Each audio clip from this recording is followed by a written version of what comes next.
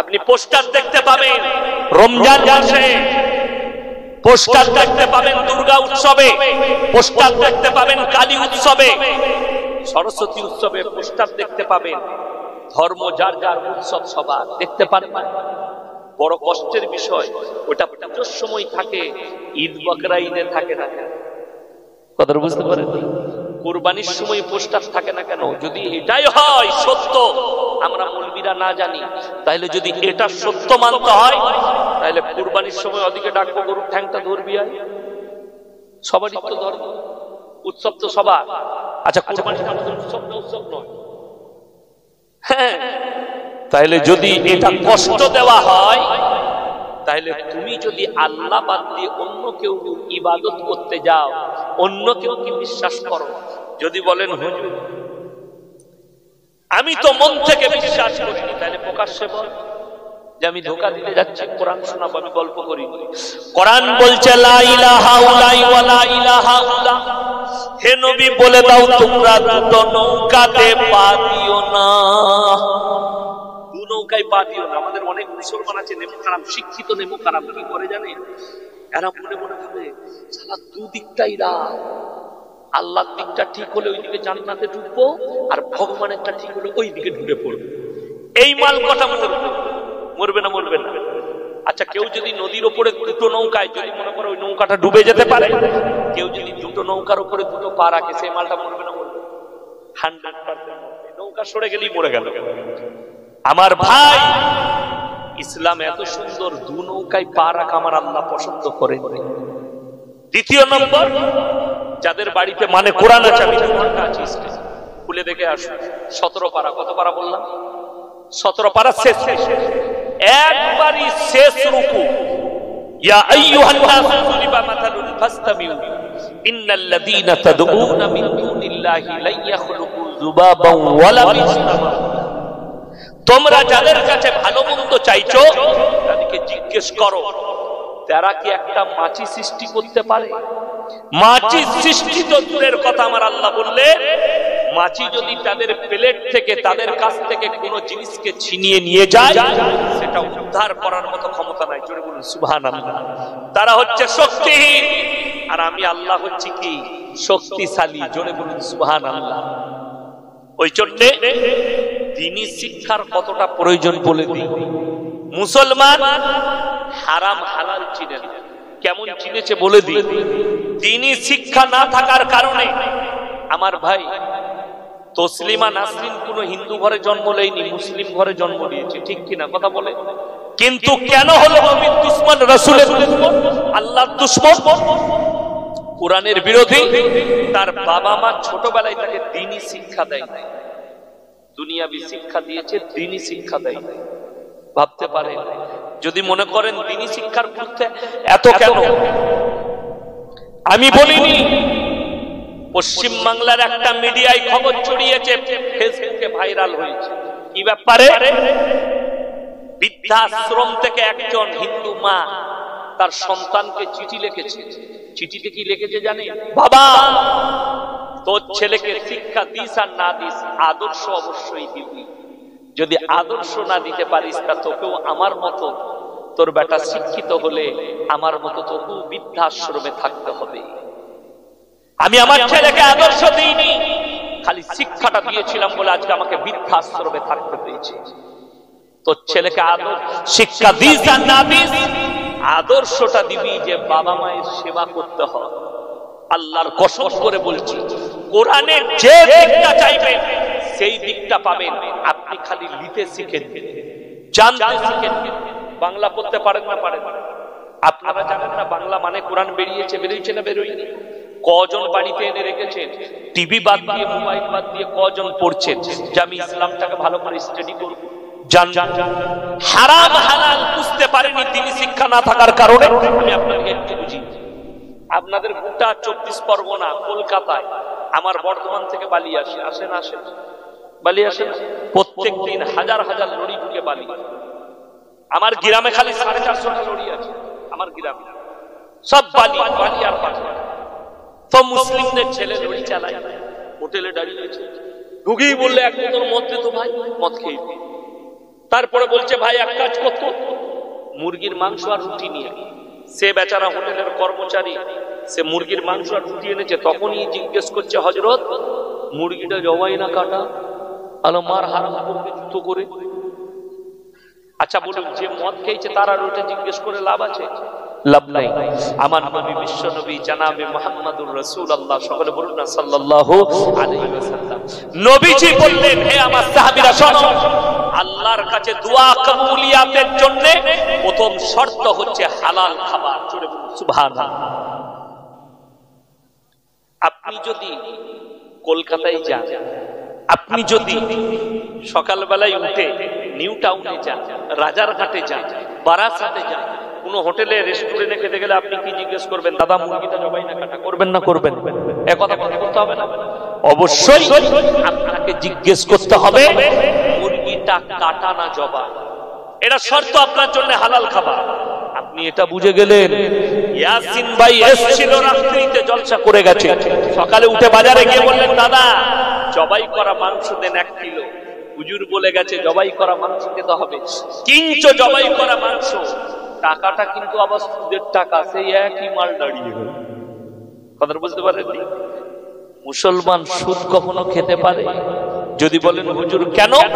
কোরআন বলছে ওয়াহাল্লাল্লাহুল বাইয়া ওয়া হারামার রিবা, আমি আল্লাহ তোমাদের জন্য ব্যবসাকে হালাল করেছি, সুদকে হারাম করেছি। আমার নবী বিশ্ব নবী বললেন, কেউ যদি 1 টাকা সুদ খায় নিজের মায়ের সঙ্গে 36 বার জিনা করার সমান পাপ হবে। জোরে বলুন না নাউজুবিল্লাহ। আমার মুসলমান ভাই, বড় কষ্টের বিষয়, মুসলমান সুদ খায় আর নিজেকে মুমিন বলে দাবি করে। আপনি কেন বুঝতে পারেন হারাম আর হালাল? এই জন্য আপনি হারাম হালাল বুঝতে পারেননি, আপনার মধ্যে দ্বীনি শিক্ষা নাই। তা না হলে সুদ মুসলমান খেত না। কথাটা বুঝতে পারেননি? আস্তে কথা বলবেন ভাই, বেশি আওয়াজ করো না। জলসাটা হচ্ছে এটা আল্লাহর কৃপা, তাই না? হ্যাঁ, বেশি ঝামেলা করো না। জলসাটা হতে দিয়েছে, এটাই আল্লাহর কৃপা, আর আমরা এসে পৌঁছাতে পেরেছি। হ্যাঁ, ডাক্তার বাবু বহুত মেহনত করেছে জলসাটা করার জন্য, প্রশাসন পারমিশন দিত না, না দিয়েছে, এটা আমাদের জন্য আল্লাহর কৃপা। আমার ভাই, আমরাও কিন্তু সিস্টেমের লোক, সিস্টেমের বাইরের লোক। আমরা দেশে বাস করছি, আমাদেরও অধিকার আছে দেশে। যাই হোক ভাই, যারা দাঁড়িয়ে আছেন আমাকে দেখে দেখে খারাপ লাগছে। আমি ড্যান্স করতে আসিনি, কোরআন হাদিস শোনাচ্ছি, একটু বসুন না, দয়া করে বসুন। সামনে জায়গা খালি আছে, বসুন। হে আমার যুবক ভাইরা বসুন। তোমাদিকে ওষুধ দেবো, চিন্তা না, সব ওষুধ দেবো আমি। প্রেমের ওষুধ দেবো, ভালোবাসার ওষুধ দেবো, সব দেবো। বসো, তবে বুঝবে। বসে যান, এই তো শুরু করেছে, তাই না? অনেক ওষুধ বাকি আছে। চলুন আমার মুসলমান ভাই, আমি আপনার দিকে বুঝাতে চাইছি, যেটা হারাম আর হালালটাকে বুঝুন, তবে আপনার দোয়া কবুল হবে। আমি আমার মাদ্রাসায় খানা খাই না, বাড়িতে খানা খাই। তার কারণ একটাই আছে, আমি একদিন মাদ্রাসায় ক্লাসে আছি, তো একজন গ্রামের ব্যক্তি এলো, বলে হুজুর মাদ্রাসার ছেলে থেকে বিরিয়ানি খাবো। আলহামদুলিল্লাহ, কতগুলো ছাত্র আছে? আমি আমার মাস্টারকে বললাম বোর্ডিং এ কত ছেলে আছে হিসেব করে বলুন ক টাকা লাগবে। কি বলছে? আমি বললাম বাবা কি খুশিতে খাওয়াবে ভাই আমার? বললে হুজুর কিছু মনে করবেন না, কেউ কি বলেন না লটারিতে 3 লাখ করেছে। আমরা তোবা তোবা, লটারির টাকা সালা আমাদিকে। আচ্ছা বলুন, আর দোয়া কবুল হবে হুজুরে? বড় কষ্টের বিষয়। সে মনে করেছে লটারির টাকাটা হালাল টাকা। আল্লাহর কসম 1 নম্বর হারাম টাকা। আল্লাহর কসম, লটারির টাকা 1 নম্বর হারাম টাকা। গেল? আপনারা বলুন, ঘুষ দেওয়া কি হারাম? ঘুষ নেওয়া কি হারাম? আজকে বড় কষ্ট থাকে, অনেক মানুষ ঘুষ দিয়ে যারা চাকরি নিচ্ছে তারা 2টো পাপে লিপ্ত হয়েছে। 1 নম্বর হচ্ছে হারাম খাচ্ছে। দ্বিতীয় নম্বর যে পাপটা, সেই পাপটার ক্ষমা হওয়া খুব দুর্দার। আমার আল্লাহ রাব্বুল আলামিন, যারা আল্লাহর হক মারবে আল্লাহ ইচ্ছা করলে ক্ষমা করবে, কিন্তু বান্দার হক যে মেরে নিবে, বান্দা না ক্ষমা করলে আমার আল্লাহ ক্ষমা করবে না। তুমি ঘুষ দিয়ে চাকরি নিয়েছো, একজনের হক মেরেছো, আমার আল্লাহ কি করে ছেড়ে দিবে সে ক্ষমা না করলে? কথাটা বুঝতে পারেন নাই? এক নম্বর পাপ, তুমি তোমার প্রতিবেশীর হক মেরে নিয়েছো। চাকরির আসল হকদার যে ছিল সে পেল না, তুমি ঘুষ দিয়ে টাকা দিয়ে চাকরি নিয়েছো। ঘুষ দেওয়াটাও হারাম, নেওয়াটাও হারাম ইসলামী শরীয়তে। তুমি যদি বলো শরীয়ত মানি না, তোমার জন্য সব জায়েজ আছে। তুমি শুয়োরের মাংসটাও খেলে অসুবিধা নাই। যে মদ খায়, যে মনে করে মদ খাওয়ার পরে আমি মুসলমান, তোমার জন্য শুয়োরের মাংসটাও জায়েজ আছে যদি তুমি মদ খাও আর মদটাকে হালাল মনে করো। আমার মুসলমান ভাই, আল্লাহর কসম করে বলছি, সাহাবীদের জন্য আল্লাহ বললেন রাদিয়াল্লাহু আনহুম ওয়া রাযু আন, তারা আমার উপরে রাজি, আমি আল্লাহ তাদের উপরে রাজি। জোরে বলুন সুবহানাল্লাহ। অথচ আপনি আমি নিজেকে মুসলমান বলে দাবি করছি। দ্বীনি শিক্ষা এতটা প্রয়োজন, প্রত্যেকটা বাচ্চাকে দ্বীনি শিক্ষা দিবেন। জোরে বলুন ইনশাআল্লাহ। আপনার বাচ্চাদিকে সে যেন স্কুলে, কে বললে আপনাদিকে শুনেলেন, আর পরে কতটা দ্বীনি শিক্ষা হাসিল করবেন, কতটা দ্বীনি ইলম আপনাকে হাসিল করতে হবে। মৌলবি হতে হবে না, মুহাদ্দিস হতে হবে না, মুকাররির হতে হবে না, মুফাসসির হতে হবে। আপনি কি হবেন, কোথায় করবেন, কতটা? যতটা করলে হারাম হালাল, দ্বীন বদ্দীন ইসলাম বুঝতে পারে, বেঈমান কাফেরের কুফরিটা বুঝতে পারে। আপনারা বলুন, একটা নতুন বাড়ি কেউ তৈরি করেছে, সে কিন্তু আপনার গ্রামে থাকে না, সে কলকাতায় বাস করে। তো সে বছরে একবার এসে বাড়িটা খুলে ঈদের সময়। বাড়িটা সে যখন 8 মাস পরে খুলবে, সব থেকে বেশি ভেতরে কি পাবে, কি দেখতে পাবে? মাকড়সার জাল বাসা বেঁধে দিবে। আজকে মুসলমান আপনার চারিদিকে কিন্তু বেঈমান কাফেররা জাল পেতে দিয়েছে। জানো, প্রত্যেকটা মুহূর্তে মুসলমান জালের মধ্যে ফাঁদে পড়ে যায়, এরা যেন বেরোতে না পারে। তা না হলে 25শে ডিসেম্বর মুসলিমদের যুবকরা কখনো পালন করে, 1 জানুয়ারি মুসলমানরা পালন করে, 1 এপ্রিল মুসলমানরা পালন করে। কষ্টের বিষয়, দুঃখের বিষয়। এগুলো অশিক্ষিতদের কথা বলিনি, যারা করছে সব কলেজ পড়ুয়া আর ইউনিভার্সিটি পড়ুয়া, স্কুল পড়ুয়া ছেলে। শিক্ষিতরা পিকনিক করতে যায়, পিকনিক করতে। আমি অনেক ধনী ব্যক্তিকে বলি, আল্লাহ তোমাদেরকে পয়সা দিয়েছে, দেখবেন আমাদের দেশে জানুয়ারি মাসে সব ধনীরা ঘুরতে যায়, যারা ব্যবসায়ী আছে ছুটি পায় ঘুরতে যায়, ঠিক কিনা? আমি বলি শোনো, আল্লাহ যাদেরকে পয়সা দিয়েছে 40,000 50,000 খরচ করে ঘুরতে যাওয়ার থেকে একবার উমরা করে চলে এসো, অনেক লাভ। উমরা করে এসো, কমপক্ষে নবীজির রওজা মুবারক তো একবার জিয়ারত হবে, কাবা ঘর তো জিয়ারত হবে। কারি তৈয়ব সাহেব রাহমাতুল্লাহ আলাইহি তিনি লিখেছেন, কাবে পে পড়ি জব পহলি নজর দুনিয়া क्या चीज है भूल गए। বিশ্বাস করুন, যদি আপনার দিলটা পাথরের হয়, কিন্তু যখন চোখটা কাবা ঘরের দিদার করবে, তোমার চোখ দিয়ে দরদর করে পানি পড়বে। যারা হাজী সাহেব আছে তারা জানে, হজ করতে গেলে হাজী সাহেবরা কিছু মন থেকে চাইবে না, তাও কাবা ঘর যখন প্রথম জীবনে দেখবে, চোখ দিয়ে পানিতে পড়ে যাবে, চোখের দাড়ি মুবারক ভিজে যাবে। জোরে বলুন সুবহানাল্লাহ। তো তুমি পয়সাটা হারাম জায়গায় খরচ করতে যাচ্ছ, যেখানে জিনার আড্ডা বসে দীঘায়, যেখানে জিনার আড্ডা বসে দার্জিলিং এ, যেখানে জিনার আড্ডা বসে সিকিমে। এই জায়গাগুলো স্পটে তোমরা ঘুরতে যাচ্ছ, জিনার আড্ডা খা। কি বুঝলেন? হাজারদুয়ারি যান, ওখানে দেহ ব্যবসায়ী মেয়েগুলো রাস্তায় ঘুরে বেড়াচ্ছে। ঠিক বললাম না ভুল বললাম? কলকাতায় যান, দেহ ব্যবসায়ী মেয়েরা ঘুরে বেড়াচ্ছে, ওদের লাইসেন্স আছে, সরকার লাইসেন্স দিয়েছে। আল্লাহর কসম করে বলছি, কাবা ঘরে যাবেন তো যখন সিজদা করবেন, কাবা ঘরে 1 রাকাত নামাজ পড়লে তোমার নামায়ে আমালে 1 লাখ রাকাত নামাজের নেকি লেখা হবে। জোরে বলুন সুবহানাল্লাহ। যাদের সুগার আছে, কি বললাম, সুগার আছে, যাদের শরীরে হাই প্রেসার আছে, যাদের লো প্রেসার আছে, আমি ইয়াসিন বলে গেলাম, যখন মক্কা মদিনায় গিয়ে আজওয়া খেজুর আর জমজমের পানি খাবেন, আল্লাহ রোগ মুক্ত করে দিবে। জোরে বলুন সুবহানাল্লাহ। ওইখানে আর রোগ থাকে না, হাজী সাহেব, ওইখানে আর সুগার লাগে না। আমার আব্বাজি হজ করতে গিয়েছিলেন 17 সালে, তো ওখানে ডাক্তাররা সুগারের ট্যাবলেট দিয়েছিল, কিন্তু আমার আব্বাজি বললে যেদিন থেকে জমজমের পানি শুরু করেছি আর আজুয়া খেজুর, আর আমাকে সুগারের ট্যাবলেট লাগেনি। জোরে বলুন সুবহানাল্লাহ। বুঝতেই পারিনি যে আমার সুগার আছে। মনে মনে হচ্ছিল আমি যেন সেই ইয়ং স্টার মৌলভী শওকতটাই আছে। মনে হয়নি যে আমার 80 বছর বয়স হয়ে গেছে, মনে হচ্ছিল আমি সেই ইয়ং স্টার। বড় কষ্টের বিষয়, মুসলমান এগুলোই বুঝে না। তোমার জায়গা আছে।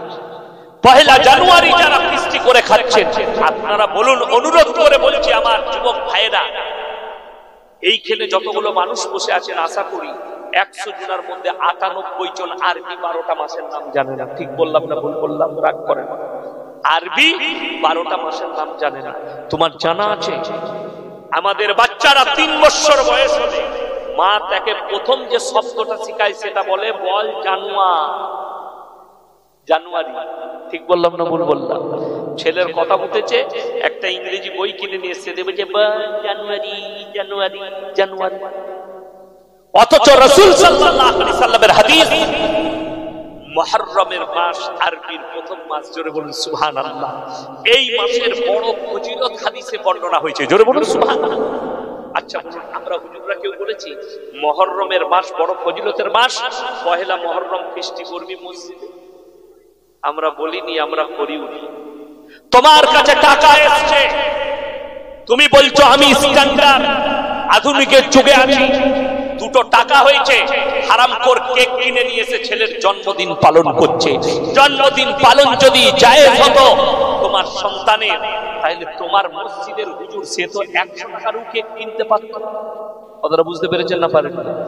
হুজুরের ছেলের জায়েজ হলো না, তোমার কি করে জায়েজ হলো? তুমি বলছো আল্লাহকে মান, তুমি বলছো রাসূলকে মহব্বত। তুমি একবার হিস্ট্রি খুললে না, সাহাবীদের হিস্ট্রি একবার হিস্ট্রি খুললে না, রাসূলুল্লাহ সাল্লাল্লাহু আলাইহি সাল্লামের আখলাক আর চরিত্র। আল্লাহর কসম করে বলছি, আল্লাহ নবী সাল্লাল্লাহু আলাইহি সাল্লাম দুনিয়ার বুকে কারো কাছে শিক্ষা গ্রহণ করেন। জোরে বলুন সুবহানাল্লাহ। অনেক লোক মনে মনে করবে তার মানে কি নবীজি মূর্খ ছিল? নাউজুবিল্লাহ। কেউ যদি মূর্খ বলে তার ঈমান ধ্বংস হয়ে যাবে, তাকে কালমা পড়ে মুসলমান। নবীজি সাল্লাল্লাহু আলাইহি সাল্লাম পৃথিবীর আদি থেকে অন্ত পর্যন্ত তিনি হচ্ছেন সৃষ্টির শ্রেষ্ঠ। জোরে বলুন সুবহানাল্লাহ। কিন্তু নবীজি উম্মি ছিলেন, দুনিয়ার বুকে লেখাপড়া শিখেন। এর পেছনে আমার আল্লাহ লজিক লুকিয়ে রেখেছেন। লজিকটা বলে দিন। আজকে যে আমি আপনাদের সামনে বয়ান করছি, কেউ যদি এখানে আমার শিক্ষক আসে, আমি তার কাছে ছোট না বড়? ছোট। যেহেতু তিনি বলবেন ইয়াসিন আমার ছাত্র, আমার স্কুলের মাস্টার এলো, তিনার কাছে আমি ছোট। খুব ভালো করে বুঝবেন, আমি আমার শিক্ষাগুরুর কাছে, শিক্ষকের কাছে ছোট। অর্থাৎ একটু আগে চলতে বুঝতে পারবে। আল্লাহ নবী সাল্লাল্লাহু আলাইহি সাল্লাম কেউ যদি দুনিয়ার বুকে শিক্ষা দিত, সে দাবি করে বসতো মুহাম্মদ আমার ছাত্র। তাই যতগুলো নবী পয়গম্বর দুনিয়ার বুকে এসেছে, সহি riwayat শুনে যান, সমস্ত নবী পয়গম্বর রাসূলের শিক্ষাগুরু দুনিয়াতে কেউ ছিল না। সকলের শিক্ষাগুরু হচ্ছেন আমার আল্লাহ নিজে। জোরে বলুন সুবহানাল্লাহ। আল্লাহ নিজের কুদরতে শিক্ষা দিয়েছেন। আল্লাহর কসম করে বলছি, যারা শিক্ষিত আছেন তারা শুনবেন, যারা জ্ঞানী আছেন তারা শুনবেন। তাদের প্রবলেম বেশি। যে নবীজি দুনিয়াতে কারো কাছে শিক্ষা গ্রহণ করলেন না, সেই নবীজির জন্য গোটা পৃথিবীর শিক্ষিতরা আজও কলম ধরে বসে আছে, লিখেই যাচ্ছে। জোরে বলুন না সুবহানাল্লাহ। নারে তাকবীর, আরো জোরে নারে তাকবীর। আমার মুসলমান ভাই, মুসলমানের প্রবলেম কি জানে? আল্লাহকে না চিনতে পারা, রাসূলকে না চিনতে পারা। আপনি ভয় খাচ্ছেন কাকে? আপনার ভয় হচ্ছে মোদিজিকে, আপনার ভয় হচ্ছে যোগীজিকে, আপনার ভয় হচ্ছে এনআরসি কে, আপনার ভয় হচ্ছে সিএ কে। আল্লাহর কসম করে বলছি, এরা যদি বলে সিএ করে মুসলমানকে তাড়িয়ে দেব, এনআরসি করে মুসলমানকে তাড়িয়ে দেব, আমার ভাই তুমি তো জঙ্গলে গেও রুটি খাবার আল্লাহ যদি রুটিতে লেখে থাকে, আল্লাহর কসম করে বলছি দেশের প্রধানমন্ত্রী নয়, পৃথিবীর সব শক্তি একসাথে হয়েও একটা মানুষের রুটি আটকাতে পারবে না আমার আল্লাহ যদি রুজি মাপে। ঠিক কিনা কথা বলেন? কেউ পারবে না রুজি আটকাতে। যদি কারো বিশ্বাস না হয় তাহলে তারা চিন্তাধারা নেন। রাতের বেলায় গবেষণা করবেন, আমি বলে যাচ্ছি, ভাববেন, চোখ দিয়ে পানি পড়বে। তুমি তো 100 গ্রাম চালের ভাত খাও, তুমি 300 গ্রাম চালের ভাত খাও, তুমি 500 গ্রাম চালের ভাত খাও। পৃথিবীর বিজ্ঞান বলছে, পৃথিবীর যারা টেকনোলজিতে আছে তারা বলছে, একটা তিমি মাছ সমুদ্রের তলে একদিনে 100 কুইন্টাল খাবার খায় 10 টন। তার রুজিটা আমার আল্লাহ মাপে। জোরে বলুন সুবহানাল্লাহ। যতগুলো সমুদ্রের তলে 3 ভাগ প্রাণী, স্থলে যত প্রাণী আছে, সকলের রুজি আমি আল্লাহ নিজে মাপি। জোরে বলুন সুবহানাল্লাহ। আপনি অনুভব করতে পারবেন না। দেখুন আল্লাহ কিভাবে রুজি মাপে। আমাদের অনেক ভাই আছে, এই অন্যায় কেউ করবেন না। অন্যায়টা বলে দিই, আপনার বাড়ির মুরগিটা খেয়ে নিয়েছে। কিসে? কে মুরগি খেয়েছে? বিড়ালে। খায় না, খায় না, সুযোগ পেয়েছে বিড়ালে মুরগি খেয়েছে। অনেক মানুষ কি অন্যায় করে, সেই বিড়ালটাকে হত্যা করে মেরে দেয়, মুরগি খেয়েছে। সব সময় ভাববেন, আমি সাবধানী অবলম্বন করিনি, এই মুরগিটা আল্লাহ তার হায়াতে তার রুজিতে মেপেছিল, এটা ভাবতে হবে। দুধ খেয়ে নিয়েছে বিড়ালে, আপনি যদি বলেন বিড়ালটা দুধ খেয়েছে, বিড়ালকে মেরে দেব, তো তোমার বউ ঢাকা দেয় নাই, তোমার বউকে মারো। কথাটা বুঝতে পারেন? তুমি বউকে মারতে পারবে না, যেহেতু সে বিবি, আর বিড়ালটা অবলা জন্তু, তুমি তার গায়ে হাত তুললে। কেউ যদি অন্যায় ভাবে, শুনেলেন আজকে যতগুলো মানুষ বসে আছেন, কেউ কেউ কি জাহান্নামী বলবেন না। কথাটা বুঝতে পেরেছেন না?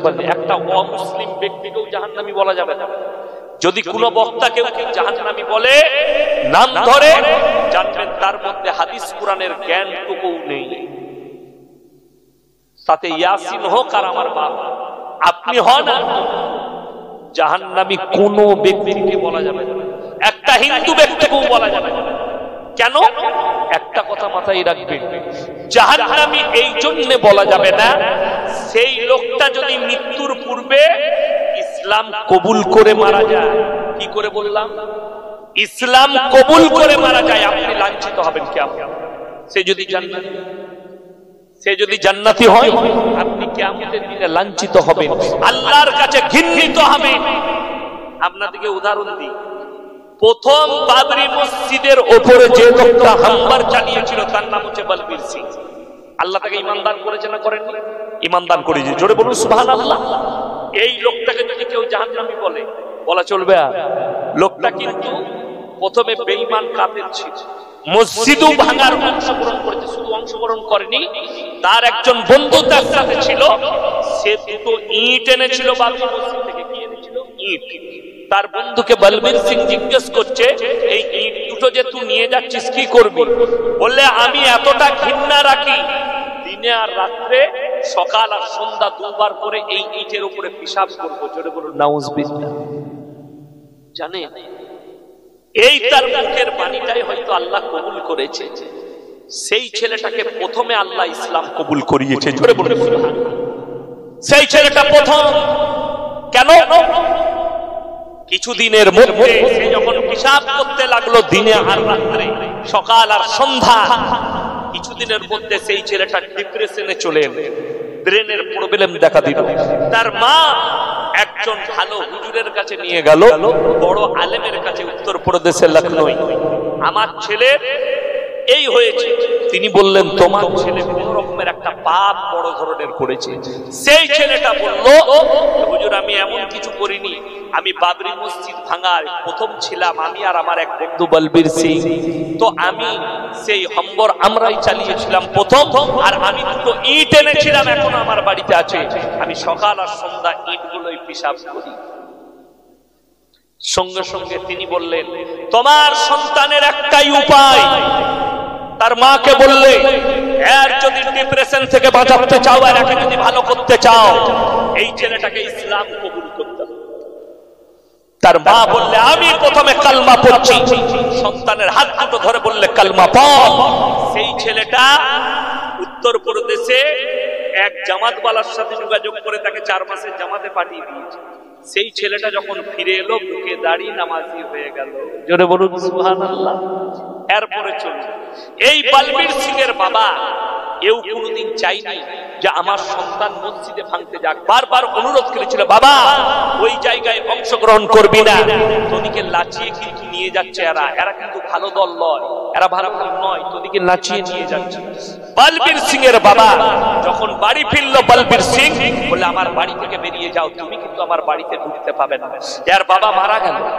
বাবা যখন মারা যায়, খবর পায় ওর বাবা বলেছিল আমার ছেলে যেন আমাকে ক্রিয়াকর্ম না করে, আমাকে এমনি জ্বালিয়ে দিবে, তুমি হিন্দু শাস্ত্রে জ্বালিও না, আমাকে যা হোক করে নিয়ে গিয়ে ভরে দিবে চুল্লি দিয়ে।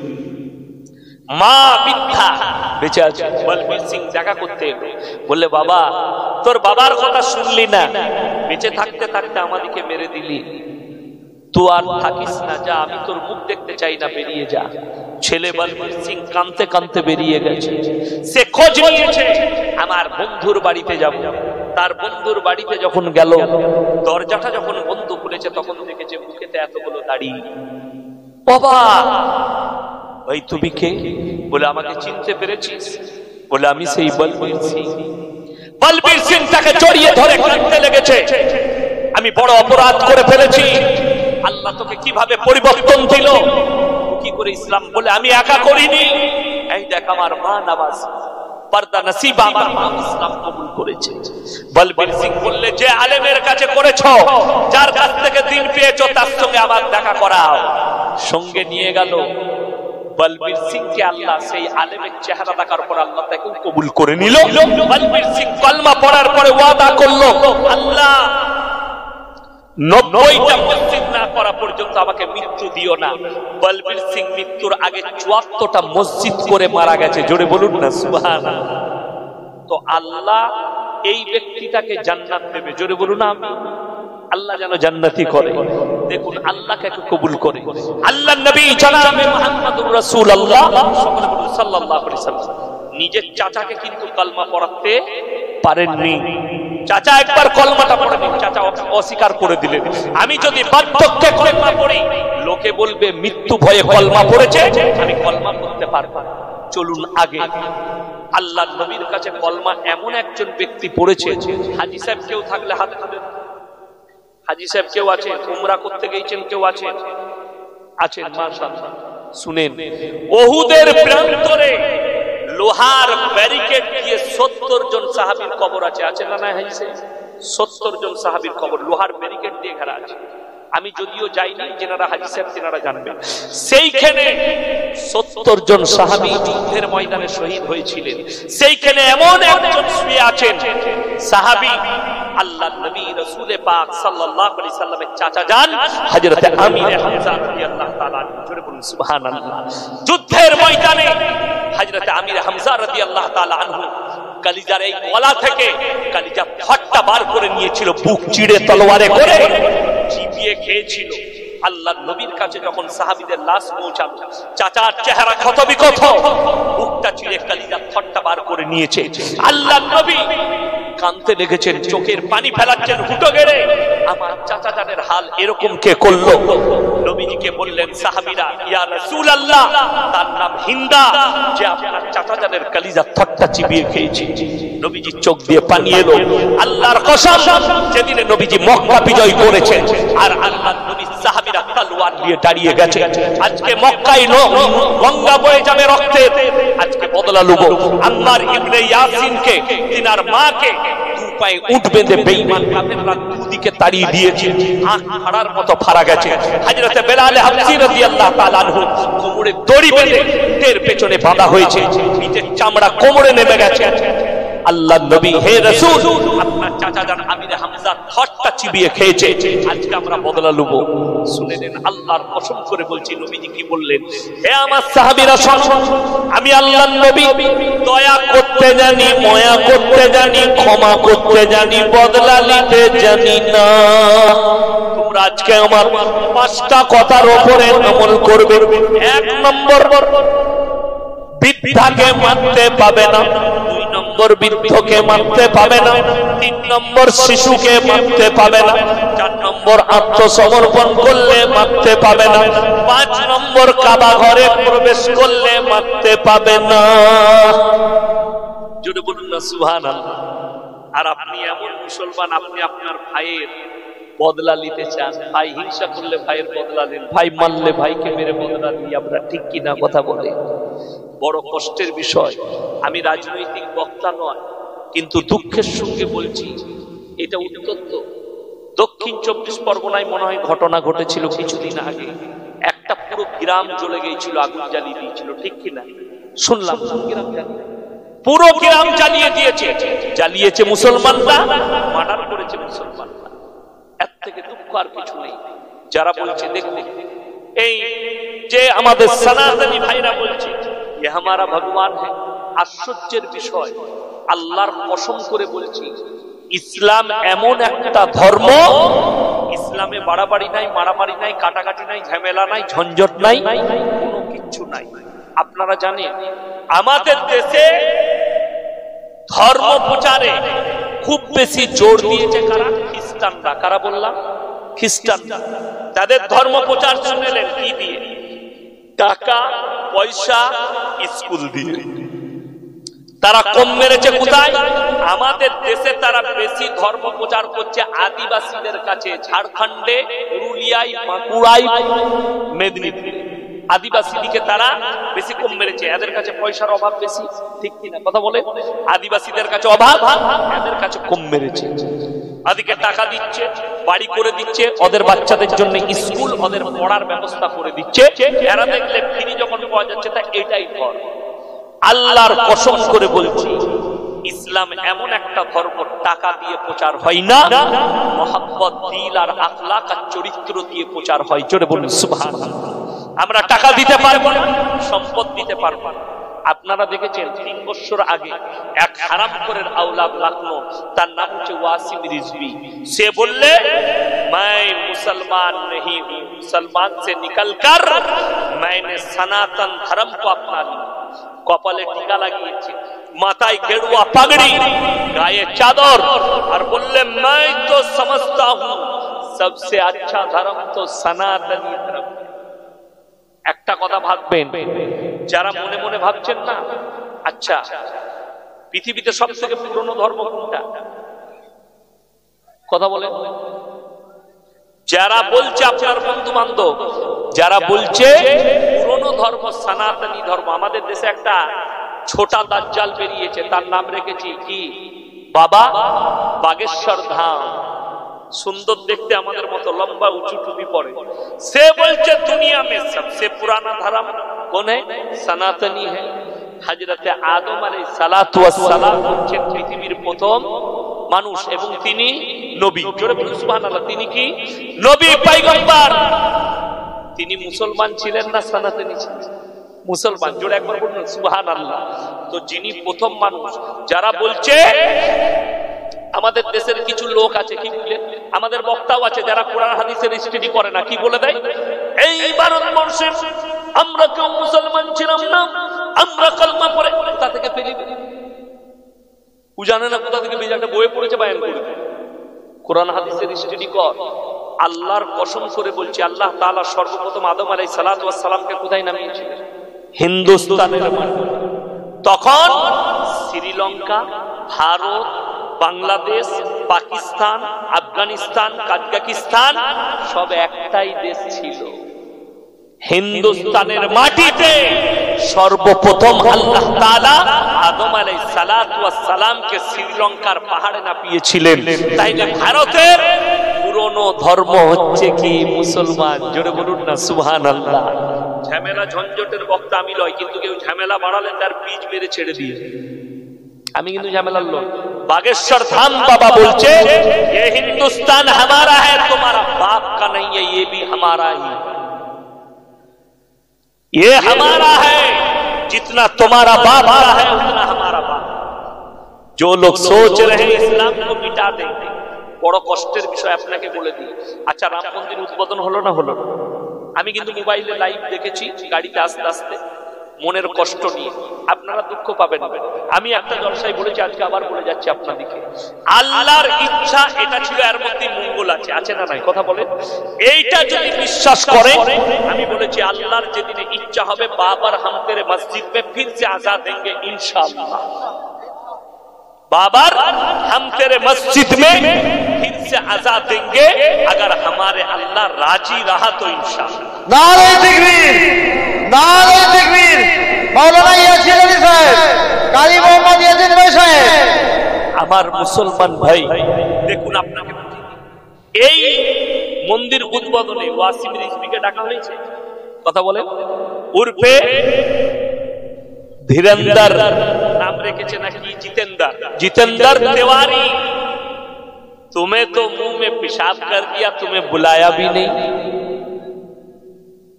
বড় কষ্টের বিষয়। আপনারা বলুন, এটা মসজিদ।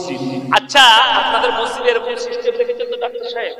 কোটিপতিরা ফার্স্ট কাতারে, তারপরে হাজী সাহেবরা, তারপরে একটু কম পয়সাওয়ালারা, তারপরে পেছনে ফকিররা। এরকম কোন মসজিদের সিস্টেম আছে? জোরে বলুন সুবহানাল্লাহ। আমাদের মসজিদ আল্লাহর ঘর।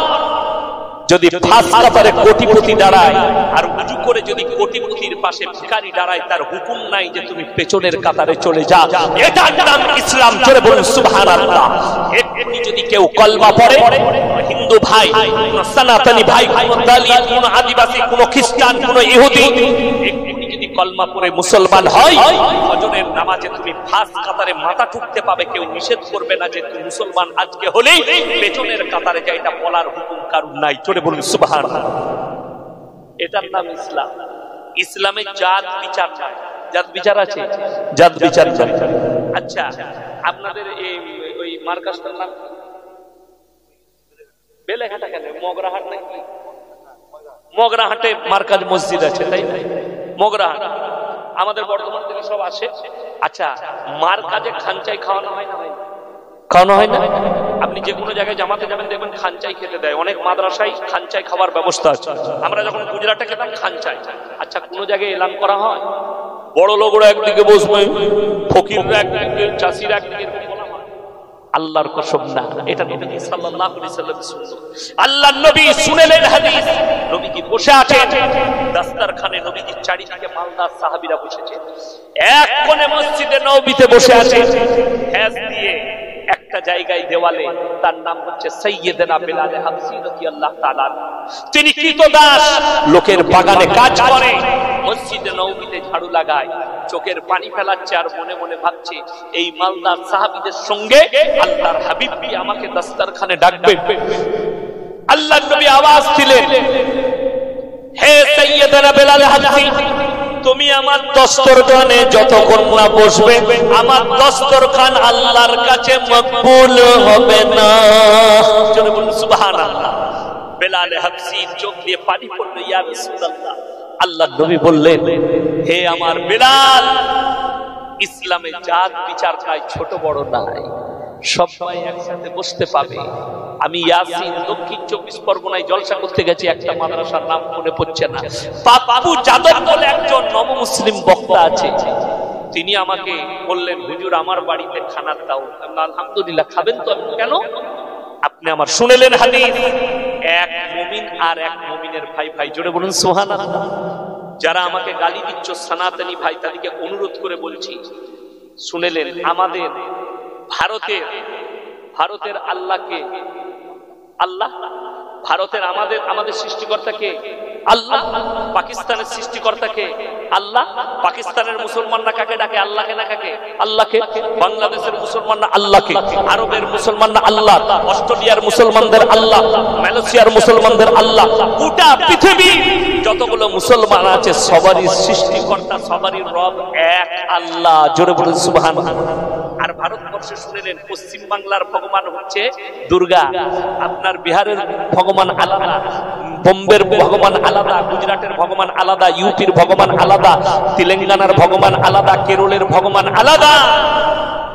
বড় কষ্টের বিষয়, তোমাদের রবের শেষ নাই আর আমাদের আল্লাহ এক। জোরে বলুন সুবহানাল্লাহ। আমি কেউ কি ছোট করতে বলছি না, তোমরা তোমাদের ধর্ম পালন করো, কিন্তু ইসলামকে কুৎসা করো না। ইসলামকে মিটাবার স্বপ্ন যারা দেখছে তাদের স্বপ্নই দেখা হবে, অন্য কিছু। জ্ঞানবাপী মসজিদ নিয়ে আমি দেখলাম ফেসবুকে কলকাতায় ডাকা হয়েছে জমিয়ত থেকে, সবাই যাবেন তো? জোরে বলুন ইনশাআল্লাহ। আমি বলে দিই, 24 পরগনার মানুষ কে ডেকেছে জানি না, কলকাতা কাঁপিয়ে দাও। যারা স্বপ্ন দেখেছে জ্ঞানব্যাপী মসজিদকে ভাঙবো, আমি আল্লাহর কাছে দোয়া করব, আল্লাহ তুমি তাদের স্বপ্ন পূরণ হওয়ার আগে তাদেরকে ধ্বংস করে দাও, বলুন আমিন। আর যারা মনে করছে মসজিদ ভেঙে মুসলমানদের দিল থেকে দিমাগ থেকে আল্লাহকে মিটিয়ে দেবো, আল্লাহর কসম করে বলে যাচ্ছি ভারতের যতগুলো মসজিদ আছে সব উড়িয়ে দাও, আমাদের দিল থেকে আল্লাহ এবং রাসূলের মহব্বতকে মিটাতে তোমরা পারবে না। জোরে বলুন ইনশাআল্লাহ। আমার ভাই, সময় বেলা 1 ঘটিকায় কলকাতায়, কবে আপনার 9ই ফেব্রুয়ারি শুক্রবার। আমার ভাই আপনাদেরকে একটা অনুরোধ করে যাচ্ছি, অনুরোধটা শুনে নেন। কেউ দিমাগে এটা রাখবেন না যে ইসলাম মিটে যাবে। আপনি ভয় খাচ্ছেন এনআরসি কে, কখনো এই ভয়টা খেয়েছেন? আপনি এনআরসির ভয় খাচ্ছেন, কখনো এই ভয়টা আপনার দিলেতে হয়েছে যে আমার কবরের এনআরসিটা কেমন হবে? খুব ভালো করে ভাববে, আমি কবরে যে যাব আমার সওয়াল জবাবটার কি উত্তর আমি দিতে পারবো? আচ্ছা বলুন, দুনিয়ার এনআরসি থেকে ওটা ডেঞ্জার না ডেঞ্জার নয়? অনেক বেশি ডেঞ্জার দুনিয়া থেকে। অথচ আপনি দুনিয়া ভুলে গেছেন, পরকালটা ভুলে গিয়ে আপনি দুনিয়ায় মত্ত হয়ে আছেন। আমার যেন অস্তিত্ব বজায় থাকে। আমার ভাই, অস্তিত্ব দুনিয়ায় কতক্ষণ থাকবে তুমি? আল্লাহর কসম করে বলছি, যে জালিম বাদশা থেকে দেখছো তাদেরকে বলবো, হে জালিম বাদশারা, যারা মসজিদ ভাঙার স্বপ্ন দেখছো, যারা ইসলাম মিটানোর স্বপ্ন দেখছো, একবার পৃথিবীর ইতিহাস খুলে দেখো। মিশরের মিশরের জাদুঘরে গিয়ে দেখে এসো, ফিরাউনের মতো হারামের আওলাদের লাশ এখনো পর্যন্ত রাখা আছে। আল্লাহ নিচুড়ের রস পার করে দিয়েছে ফিরাউনের। শুধু ফিরাউনের নয়, নমরুদের ইতিহাসগুলো পড়ে দেখো। নমরুদ নিক্ষেপ করেছিল আগুনে, নবীকে আল্লাহর কসম পশম জ্বালাতে পারেনি, নমরুদ নিজে মিটে গেছে। মুসা নবীকে ধ্বংস করতে চেয়েছিল ফিরাউন, নিজে ধ্বংস হয়ে গেছে। আর কারা স্বপ্ন দেখছে? কোরআনকে সবসময় খুলবেন, যাদের বাড়িতে মানে কোরআন নাই কিনবেন, জোরে বলুন ইনশাআল্লাহ। আর ঈমানটাকে মজবুত করার জন্য বাড়িতে গিয়ে 30 পারা করে খুলবেন কি, আলাম তারা কাইফা ফাআলা রাব্বুকা বিআসহাবিল ফিল আলাম ইয়াজআল কাইদাহুম ফি তাদলিল ওয়া আরসালা আলাইহিম তায়রান আবাবিল। হে নবী, আপনি কি দেখেননি আবরাহা বাদশা যারা হস্তি বাহিনী নিয়ে বলেছিল কাবা ঘরকে ধ্বংস করে দেব, আমি আল্লাহ কাবা ঘরে পৌঁছানোর আগে ছোট্ট আবাবিল পাখি দ্বারা আমি তাদেরকে মাটির সাথে মিশিয়ে দিয়েছি। জোরে বলুন সুবহানাল্লাহ। তারা খালি মুখে করে পাথর নিক্ষেপ করেছে। কি দেখছে শুনেলে? আল্লাহর কসম করে বলছি, এই দুনিয়া শেষ হবে। আজকে মুসলমান ঈমান বাঁচানো দুধটাই এই জন্য হয়ে গেছে। আল্লাহ কোরআনে কসম খেয়েছেন, আখিরি জামানার ওয়াল আসরি ইন্নাল ইনসানা লাফি খুসর। হে নবী, আমি জামানার কসম করে বলছি, মানুষ ক্ষতিগ্রস্তর মধ্যে রয়েছে। আল্লাহ নবীর একটা হাদিস শুনে নেন, মারাত্মক হাদিস। যারা উলামা আছে তারা চিনবে। পৃথিবীর বর্তমান, পৃথিবীর কোথাকার বললাম, শুধু ভারতের নয়, এশিয়ার নয়, গোটা ওয়ার্ল্ডের সবথেকে বড় জাস্টিস মানে মুফতি, তিনার নাম হচ্ছে মুফতি তাকি উসমানী, পাকিস্তানে। মুফতি শফি সাহেব রাহমাতুল্লাহ আলাইহির ছেলে, যিনি মারিফুল কোরআন লিখেছেন, তিনি, আমি তিনার বক্তব্য মাঝে মাঝে শুনি, খুব সুন্দর কথা বলেন হাদিস থেকে, কোরআন থেকে। একটা হাদিস বর্ণনা করেছেন নবীজি, এমন একটা যুগ আসবে সমাজের দিকে, এটা আমি মুসলিমদের কথা বলছি, অমুসলিম নয়, হারাম আওলাদে ভরে যাবে। কিসে ভরে যাবে বললাম? হারাম আওলাদে। তারা নামে মুসলমান থাকবে কিন্তু আওলাদ হবে হারামের। এটা গায়ে লাগা কথা, কিন্তু এর ব্যাখ্যাটা তিনি দিয়েছেন তাকি উসমানী সাহেব, মারাত্মক ব্যাখ্যা। একটা ব্যাখ্যা হচ্ছে, আমাদের দেশে যে দেখবেন আমরা শালিদিকে আদি ঘরওয়ালি বলি, বলি না আমরা? শালি মানে আদি ঘরওয়ালি। আচ্ছা, শালির সঙ্গে অনেক লোক ইয়ার কি মারে না? মারে না? মারে। বিসমিল্লাহ। শালির সাথে ইয়ার কি মারে, গাল টিপে। আমার মায়েরা ভালো করে শুনবেন, যাদের অবিবাহিতা বোন আছে তারা ভালো করে শুনবেন, যার স্বামী আছে, যার বোন আছে, যাদের শালি আছে তারা শুনেন।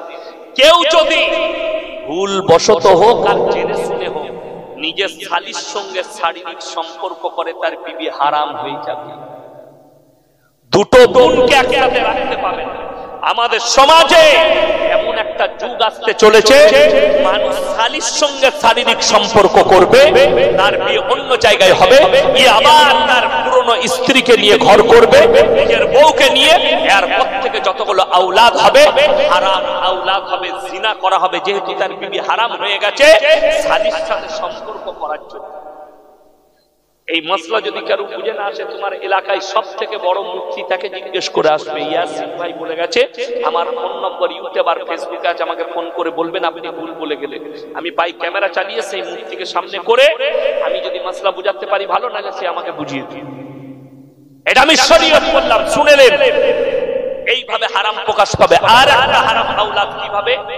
সেই হারাম আওলাদটা প্রকাশ্যে কিভাবে প্রকাশ, কেমন করে প্রকাশ্যে শুনেলেন।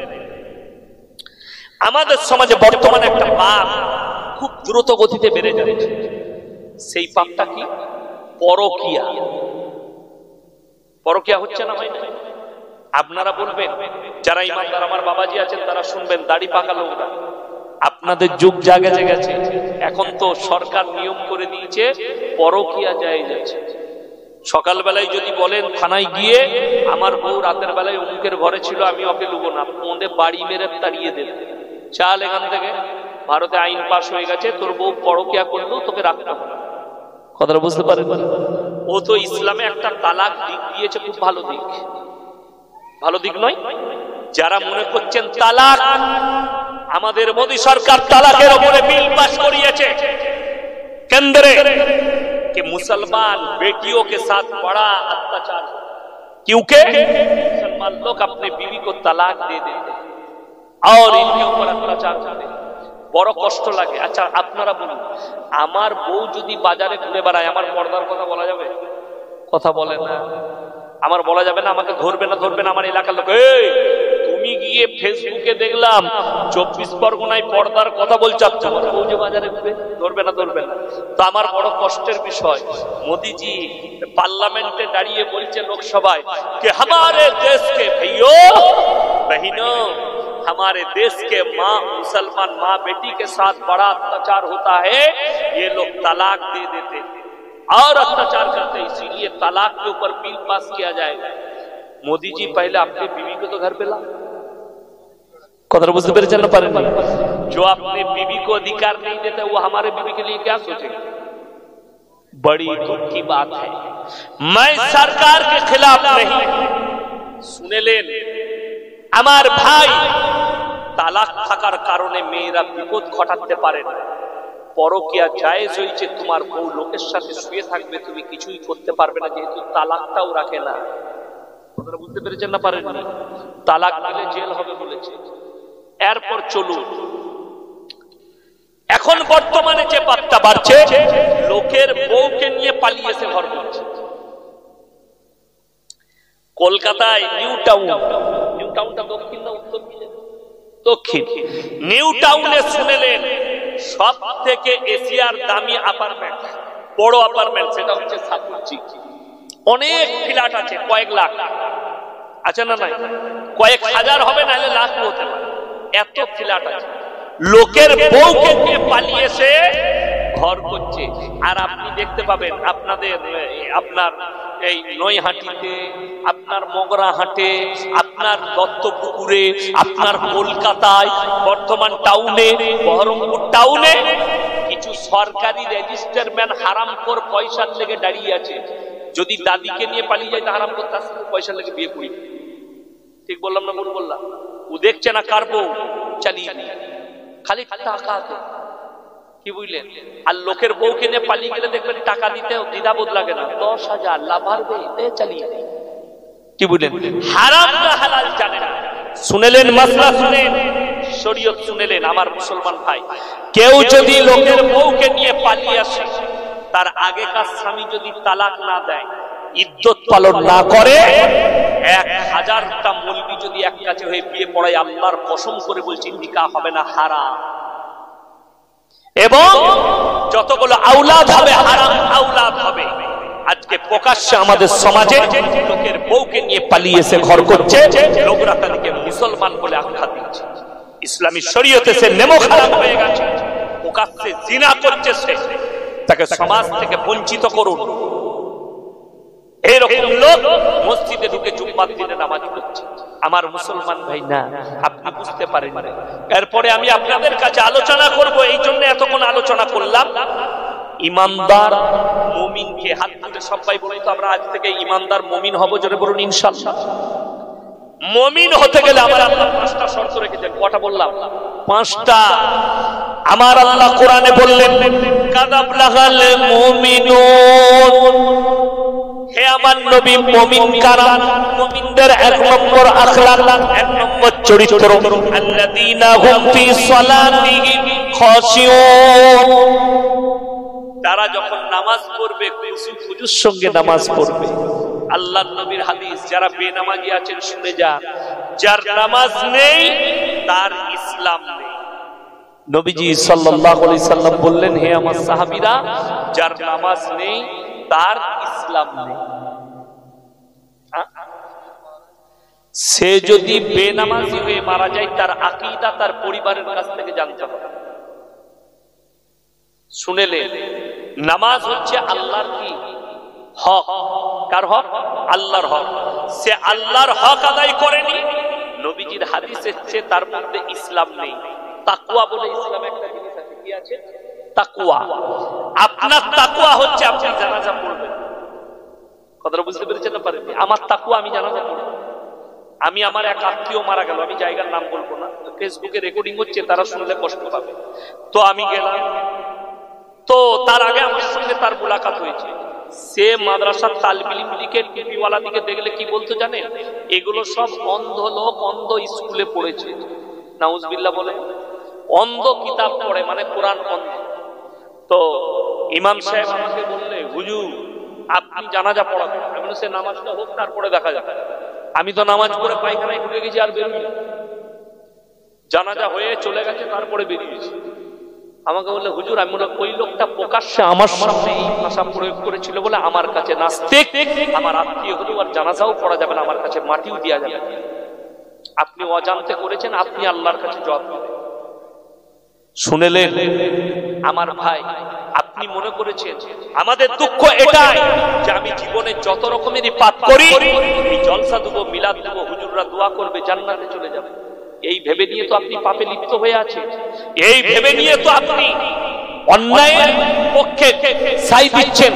আপনার এই ভাবনা, চিন্তা, চেতনাটা ফিরাতে হবে। আজকে আপনি বলুন, ইনিয়ার আমি বসে আছি, ইনার সঙ্গে আমার বন্ধুত্ব থাকতে পারে। আচ্ছা, রক্তের সম্পর্ক আছে কি? বাপ আর বেটার সম্পর্ক কিসের? রক্তের। মা আর বিটির সম্পর্ক কিসের? রক্তের। স্বামী আর স্ত্রীর সম্পর্ক অন্তরঙ্গ সম্পর্ক। রাতের জননী তোমার স্ত্রী, বেটা, বাপ, মা, বিটি। আচ্ছা, আমরা যখন অন্তরের বন্ধু হয় তখন অনেক বন্ধু কি বলে? আরে ভাই, তোর লেগে আমি জান দিয়ে দেবো, এরকম বলে না? বলেন না? এত বন্ধু, তোর লেগে আমি জান দিতে রেডি আছি, বলে আমিও তোর লেগে জান দিয়ে দেবো, মানে অন্তরের বন্ধু থাকে। শুনেলেন বন্ধু কতটা কাজে আসবে অন্তরে? যে বলছে তোর লেগে প্রাণ দিতে রাজি। মা কতটা কাজে আসবে? মায়ের বোনেরা শুনেলেন। বিটিরা শোনো, তোমার মা কতটা কাজে আসবে। মারা শুনেলেন তোমার বিটি কত কাজে আসবে। স্বামীরা শুনেলেন তোমার স্ত্রী কত।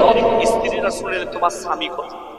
ইয়াউমা ইয়াফিরুল মারউ মিন আখিহি ওয়া উম্মিহি ওয়া আবিহি ওয়া সাহিবাতিহি ওয়া বানিহি লিকুল্লি ইমরিইন মিনহুম ইয়াউমাইদিন শানুন ইউগনি। হে আমার বিশ্বনবী, কিয়ামতের দিনটা এত খতরনাক দিন হবে যেদিনে মানুষ আল্লাহর সামনে হাজিরি দেবে। বাপ বেটার কাছে ছুটে যাবে, বেটা বলবে দুনিয়াতে আমার কোনো বাপ ছিল না। স্বামী বলবে স্ত্রী ছিল না, স্ত্রী বলবে স্বামী ছিল না, মা বলবে বিটি ছিল না, বিটি বলবে মা ছিল না, বন্ধু বলবে বন্ধু ছিল না। কেউ কারোর জন্য যারা পরিমাণ উপকার করবে না। জোরে বলুন না সুবহানাল্লাহ। আর আপনি বলছেন ইয়াসিন হুজুর যখন এসছে আমি 3 বোতল মদ খেয়ে মারা গেছি, তো কি হয়েছে? আমার বেটাকে জান্নাতে পাঠিয়ে। ইয়াসিন মার খাবে, তুমিও খাবে। সারা জীবন মদের ভাটিতে জীবন কাটিয়ে মারা গেছে, তুমি বলছো হুজুর দোয়া করে আপনি পার করিয়ে দেন। কষ্টের বিষয় এটা। শুনেলেন আপনাদের এখানে এমন কোন লোক আছে যে ছেলে মরে যাচ্ছে, আগুনে পুড়ে হোক, পানিতে ডুবে হোক, বাপ দাঁড়িয়ে দেখছে? এরকম কোনোদিন হয়েছে? বাপ চেষ্টা করবে না? করবে না? মাছের ভেড়ি আছে আপনাদের দিকে, প্রচুর চাষ হয় 24 পরগনায়। প্রত্যেকদিন গাড়ি গাড়ি মাছ যাচ্ছে আমার বর্ধমান, বেনাচি, দুর্গাপুরে, আসানসোলে মাছ চলে যাচ্ছে, সারা রাত মাছ যাচ্ছে। আমি মাঝে মাঝে একদিন আমাদের বাজারে ঢুকলাম, তেঁতুলতলা বাজারে, তো 24 পরগনা একটা ছেলে বলে, হুজুর কোথায়? আমি মাছ কিনতে এসেছি। কোথায় ছিল? এখনো আমি 24 পরগনা থেকে আসছি জলসা করে। তো সে আমাকে জোর জবরদস্তি মাছ দিল, বলে নিতেই হবে একটা মাছ, আপনাকে কিনতে দেবো না। আমার গাড়িতে চাপিয়ে দিল। দেখুন, পুকুরে কোনো ছেলে পড়ে গেছে কিংবা নদীতে পড়ে গেছে, বাদ যদি পাড়ে দাঁড়িয়ে থাকে ঝাঁপ দেবে না? দেবে না? সাঁতার না জানলেও দিবে। আল্লাহর কসম করে বলছি, নিজের চোখে লাইভ মৃত্যু দেখেছেন একজন নবী, তিনার সন্তান, তিনি হচ্ছেন হযরত নূহ নবী। আপনার চোখ দিয়ে পানি আসা দরকার। নূহ নবী নৌকার উপরে কিনান ডুবে মারা যাচ্ছে, নূহ নবীর অন্তর কেঁদে গেছে, সন্তান অন্তর সম্পর্ক। আল্লাহর কাছে হাত তুলে কাঁদতে লাগলেন, চোখের পানি ফেলিয়ে, লা আসিমাল ইয়াউমা মিন আমরিল্লাহ, ওগো আল্লাহ, এ আমার বড় সোজা পুত্র, তুমি একে রক্ষা করো। আল্লাহ ধমক দিয়ে দিলেন, লামিনাল খাসিরিন, যে আমাকে মানেনি, আমার নবীকে মানেনি, তার জন্য তুমি আমার কাছে আবেদন করো না, তা না হলে তোমাকেও ক্ষতিগ্রস্তদের মধ্যে ফেলে দেবো। নবীর হাত নেমে গেছে, তাকিয়ে খালি তাণ্ডব দেখেছে মৃত্যু, রিহাই পাইনি, আর হাত তুলতে পাইনি আল্লাহর কাছে। নবীকে যদি আল্লাহ সন্তানের জন্য নিষেধ করে, তাহলে হুজুর কেলানি খাবে না? খাবে না মাতালের জন্য হাত তুললে? কথাটা বুঝাতে পারলাম? আমি খুদা বাংলায় বায়ান করছি, একদম খাড়ো বায়ান করছি, আমি কোন রকমের প্যাচ পুচ রাখিনি। আমার ভাই, আপনি আমল করুন। আচ্ছা, আপনাদের এখন মাধ্যমিক পরীক্ষা চলছে না চলে না? চলছে। একটা ছেলে কোনো পরীক্ষা দেয় না, কি বললাম, কোনো পরীক্ষা দেয় না। রিজাল্টের দিনে চলে গেছে স্কুলে, হেডমাস্টারকে বলছে, স্যার আমার রিজাল্টটা। বলে, তুই বাংলা দিলি? বলে, না, আমার মুখ দিয়ে ধুঁয়ো বেরোচ্ছে। ইংরেজি বলে, আমার মনের বেরিয়েছে। অঙ্ক বলেছে, তো আমাদের গ্রামে জলসা ছিল। সে কোনো পরীক্ষা দেয় নাই, তাকে নম্বর দিবে কত? ঝাঁটা করে নম্বর দিবে না? দিবে না? কি বলবে? বলবে ঝাঁটাটা নিয়ে ঝাঁটা করে দিব তোকে। তো কবরে গিয়ে যদি ফেরেশতারা জিজ্ঞেস করে নামাজ, বলে ওটা বলতে পারি না, রোজা, বলে ওটা রাখতে পারি না। বলে তাহলে? বলে খালি গাঁজা চালিয়েছি। আর কি খেয়েছি? বিড়ি, সিগারেট, গুটকা খেয়েছি। আচ্ছা, তাকে ঝাঁটা করে মারবে না ফেরেশতারা? মারবে না? মারবে না? যদি বলে আমার মিলাদে হুজুর ইয়াসিন বর্তমান থেকে সে দোয়া করেছে, ফেরেশতারা বলবে তুই দাঁড়া, তোর হোক, তারপরে হুজুর আসুন, তারপরে হুজুরকে দেখে। কষ্টের বিষয় আমার ভাই, নবী যদি আল্লাহর হাবিব চাচার জন্য হাত তুলেছে, চাচা দুনিয়া ছেড়েছে, কলমা পড়েনি, আল্লাহকে বললেন, আল্লাহ তুমি যতদিন না আমাকে নিষেধ করছো, আমি আমার চাচার জন্য কেঁদে কেঁদে ক্ষমা চাই। নবীজি চোখের পানি, দাড়ি মুবারক ভিজে গেছে। আল্লাহ পাঠাচ্ছেন, মা কানা লিন নবী ওয়াল্লাযীনা আমানু। শুধু আল্লাহ নবীকে নসিহত করলেন না, নবী এবং মুমিন দুজনাই শোনো, যারা মুশরিক হয়ে, বেঈমান কাফের হয়ে, বদ্দিন হয়ে মারা গেছে, তার থেকে দোয়া করতে পাবে না, যদিও সে তোমাদের নিকটতম আত্মীয় হয়। তুমি ইয়াসিনকে বলছো ডেকে নিয়ে দোয়া করে জান্নাতে যাবে। এরপর শুনেলে আমরা হুজুররা, সব হুজুররা কি দোয়া করে? আল্লাহ মুমিনিন মুমিনাত, মুসলিমিন মুসলিমাত। আমাকে যদি বলেন চাচা মারা গেছে, আমি কি বলবো? আল্লাহ চাচা যান খুব ভালো লোক ছিলেন, নামাজি ছিলেন, নামাজের কমি হয়ে থাকলে তুমি ক্ষমা করে দিও। নামাজ পড়েছে, নামাজের মধ্যে ক্ষমা ভুল হতে পারে না? পারে না? আমরাও নামাজ পড়েছি, আমাদের মতো আলেমেরও নামাজ ছাড়া যেতে পারে জীবনে কোনোদিন। ওই জন্য আমার ভাই মাথায় রাখবেন, আমার জীবনের আমি নেক কাজ তো করেছি, সেটাতে আল্লাহর কাছে অনুরোধ করা যাবে, কিন্তু জীবনে একটাও নেকির কাজ নাই। কি অনুরোধ? বড় কষ্টের বিষয় আমার ভাই। সবাই নিয়ত করে নেন, আজ থেকে মুমিন হব। জোরে বলুন ইনশাআল্লাহ। মুমিন হতে গেলে এক নম্বর শর্ত, নামাজ কেউ ছাড়বেন না। হাত তুলে বলুন তো সবাই নামাজি হব। জোরে বলুন ইনশাআল্লাহ। আমার যুবক থেকে বলছি, আপনারাও নামাজি হবেন। পাইকারি নামাজি হবেন না। আমাদের দেশে পাইকারি নামাজের অভাব। পাইকারি নামাজি আমাদের দেশে সব থেকে দুঃখ কি জানি, আমাদের দেশে এমন নামাজি আছে, কিছু লোক জুম্মার নামাজ পড়তে যায় জুতো চুরি করার জন্য। ঠিক বললাম? গেইছে ছিঁড়া জুতো পরে মসজিদ, যখন বেরুচ্ছে নতুন জুতোগুলো পরে পালাচ্ছে। ধরা পড়ে গেল, বলে কি করে ঢুকে গেল বুঝতে পারিনি, তুই তো পুরনো পরে এসেছিলি, নতুনটা ঢুকলো কি করে? কষ্টের বিষয় এটাই।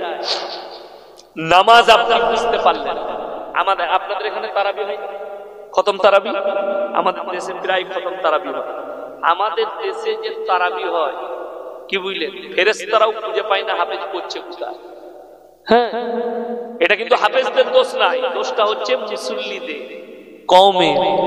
কি হুজুর আলী ভাই স্পিরিট নাই, ভালো স্পিরিট দিয়ে যাবো, কালকে যেন 1 ঘন্টা 20 মিনিটে শেষ হয়েছে।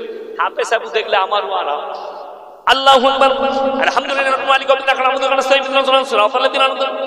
ওরে দারুণ করলে ভাই, বুঝলি কি তোরা তো দূরের কথা, ফেরেশতারা খুঁজে পাবে না মাল করছে।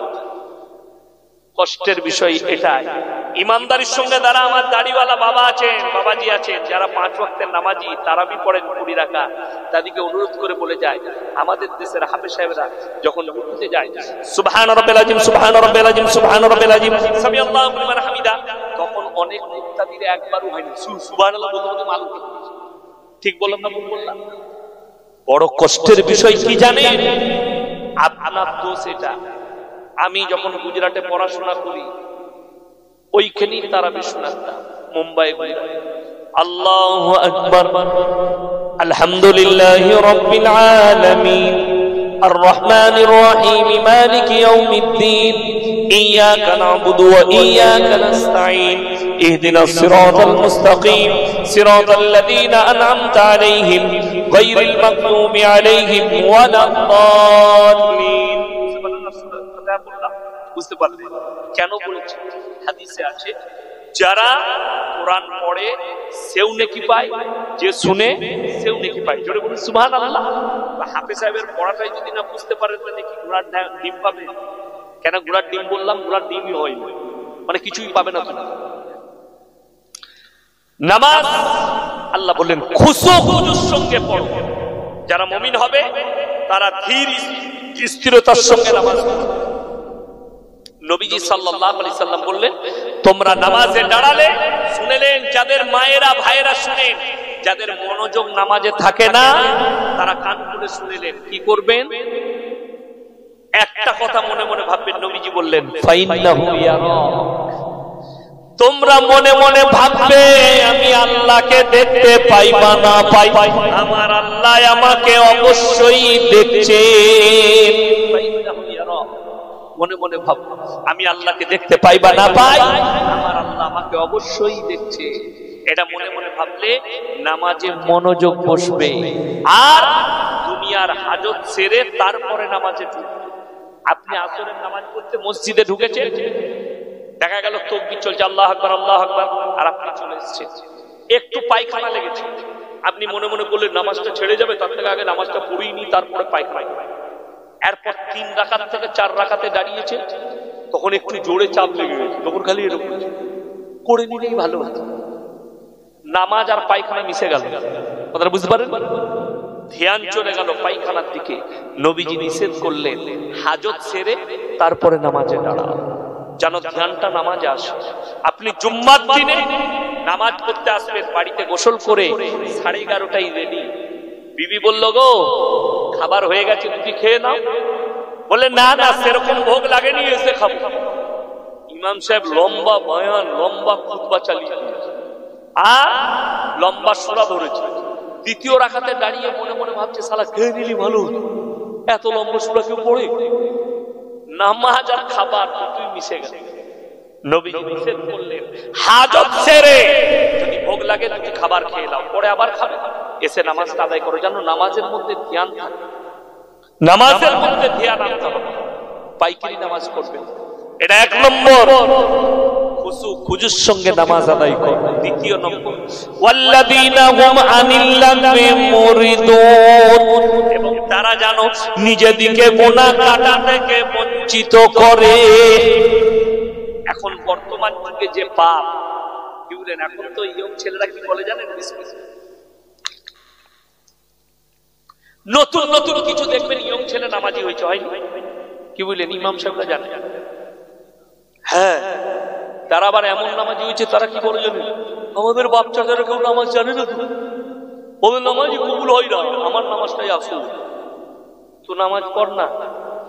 আমি কোরআন শুনিয়ে যাচ্ছি, আমার বাবাজিরা এমন এমন প্যান বেরিয়েছে, কি বুঝলেন, জিন্সের প্যান্ট পরছে, যে মসজিদে জুম্মার দিনে দাঁড়াইছে তার পেছনে ডে দাঁড়াবে, তার আর নামাজ হবে না। ও সিজদায় গেলেই পেছনে যে থাকবে সে আলী বাবার মুখা দেখতে পাবে। বাস্তব বললাম, পাছা বেরিয়ে গেছে, এমন প্যান্ট পরেছে। বড় কষ্টের বিষয়। তুমি বলছো আমি জান্নাতে যাব, শোনো জান্নাতে কে আগে যাবে। সাবিকুন সাবিকুন উলাইকাল মুকাররাবুন ফি জান্নাতিন নাঈম সুল্লাতুম মিনাল আউয়ালিন ওয়া কালিলুম মিনাল আখিরিন। এ নবী বলে দাও, তোমাদের মধ্যে থেকে অল্প সংখ্যক আর তোমাদের পূর্ববর্তীদের মধ্যে থেকে বেশি সংখ্যক লোক জান্নাতে যাবে। তার কারণ যদি জানান, তুমি নামাজ পড়ো কিন্তু বাবা মাকে সম্মান করো না, তুমি নামাজ পড়ো প্রতিবেশীর হক আদায় করো না, তুমি নামাজ পড়ো হারাম খাও, তুমি নামাজ পড়ো সুদ খাও, তুমি নামাজ পড়ো প্রতিবেশীর হক মেরে খাও, তুমি নামাজ পড়ো ভাইয়ের হক মারো, বোনের হক মারো, মা বাবার হক মারো, তুমি নামাজ পড়ো ভাইয়ের প্রতি হিংসা করো, তুমি নামাজ পড়ো লোকের গীবত করো। কিন্তু তুমি একবার ইতিহাস তুলে দেখে নাও, আমাদের বাপ দাদুদের আখলাক আর চরিত্রটা কেমন ছিল। সূরাটা ভালো পড়তে পারতো না, কিন্তু আল্লাহকে ভয় করার মতো ভয় করেছে। ভালো করে দোয়া দরুদ জানতো না, কিন্তু তারা যখন নামাজ পড়তো মনোযোগ সহকারে ভয় করে নামাজ আদায় করত। আর কয়েকটা দলিল আমার আব্বাজিকে ইনারা ছিলেন খুব ভালো করে। আমার আব্বাজি আমাকে একদিন শোনাচ্ছিল যে জানিস, আমি যখন এই গ্রামে ইমামতি করেছি, আমার এমনও মুক্তাদি ছিল, ফজরের নামাজের পরে মালদার মুক্তাদি, আল্লাহ তাদেরকে 100 বিঘে 150 বিঘে জমির মালিক করেছিল। তারা নামাজ পড়ে ফজরের পরে গরিবদের চুলাগুলোয় পা দিয়ে দেখতো আগুন আছে কিনা। যদি আগুন থাকতো বুঝতে পারতো এর বাড়িতে রাত্রে রান্না হয়েছে, খাবার হয়েছে। যার চুলাতে আগুন থাকতো না বুঝতে পারতো এর বাড়িতে রান্না হয়নি। সঙ্গে সঙ্গে বাজার থেকে খাবার দাবার, সবজি, আলু, পেঁয়াজ, চাল ডাল নিয়ে এসে তার দরজায় নামিয়ে দিয়ে পালিয়ে যেত ফজর হওয়ার আগে। জোরে বলুন সুবহানাল্লাহ। এই ছিল আখলাক। আর এখন তো ঘুরিয়ে নিয়ে মালটা পালিয়ে যেত যদি পাই। ঠিক বলুন না? আরে গরিবের সাইকেল, দরজা থেকে সাইকেল চুরি হয়ে যাচ্ছে। বড় কষ্টের বিষয়, দুঃখের বিষয়। তুমি বলছো আমি জান্নাতে যাব, জান্নাতের খুশবু পাবে না নামাজ পড়ার পরে। অত সহজ নয়। যারা মনে করেছেন নামাজ রোজাটাই ইসলাম, তাসবিহ তিলাওয়াতটাই ইসলাম, ইসলাম মাথা থেকে পা পর্যন্ত গোটা একটা জীবন ব্যবস্থার নাম হচ্ছে ইসলাম। গোটা পুরো জীবন ব্যবস্থার নাম হচ্ছে ইসলাম। আপনাদেরকে বলে দিই, খুব ভালো করে বুঝবেন। কাঁচা পেঁয়াজ খেয়ে মসজিদে যাওয়া যাবে? এই জোরে বলবেন যাওয়া যাবে? কেন যাওয়া যাবে না বাবা? মুখ দুর্গন্ধ হবে, তাতে কি ক্ষতি? আমার পাশের ভাইয়ের ক্ষতি হবে, হবে না? হবে না।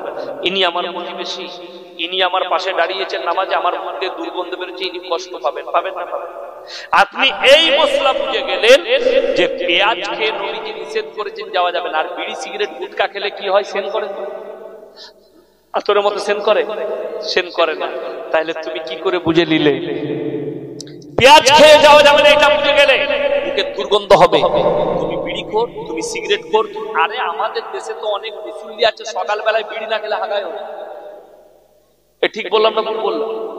মসজিদের পায়খানা ঘরে বসে বিড়ি খাচ্ছে আর হাঁকছে। তুমি নিজেকে মুমিন বলো? এই দেখেন, এটা পানি, পানি, এই বোতলটায় পানি দিয়েছে না দেয়নি আমাকে? পানি। ইনি লিখে দিয়েছেন এটার মধ্যে হুজুর বিষ মিশানো আছে, খেলে মারা যাবেন, এটা খাওয়া যাবে? খাওয়া যাবে না। বিড়ি সিগারেটের প্যাকেটে লেখা আছে না নাই হানিকারক, ক্যান্সারের কারণ। তাহলে তুমি যদি খাও তাহলে তোমার কি করে নেকি হবে? হুজুরের কাছে ফতোয়া দিচ্ছে, হুজুর বিড়ি খাওয়া কি? হুজুর বললে মাকরু। যদি মাকরু হয় তাহলে হুজুর খেলে দোষ কোথায় হবে? কথা বুঝতে পারেন? তুমি বিড়ি খাওয়ার লেগে হুজুরের কাছে ফতোয়া দিচ্ছ, হুজুর বিড়ি খাওয়া, সিগারেট খাওয়া কি মাকরু? আর হুজুর খেলে বলছো তার পেছনে নামাজ হবে না, মসজিদ থেকে তাড়াতে হবে। ও হুজুর খেলে হারাম আর তুই খেলে মাকরু, কবরে যা বুঝতে পারে।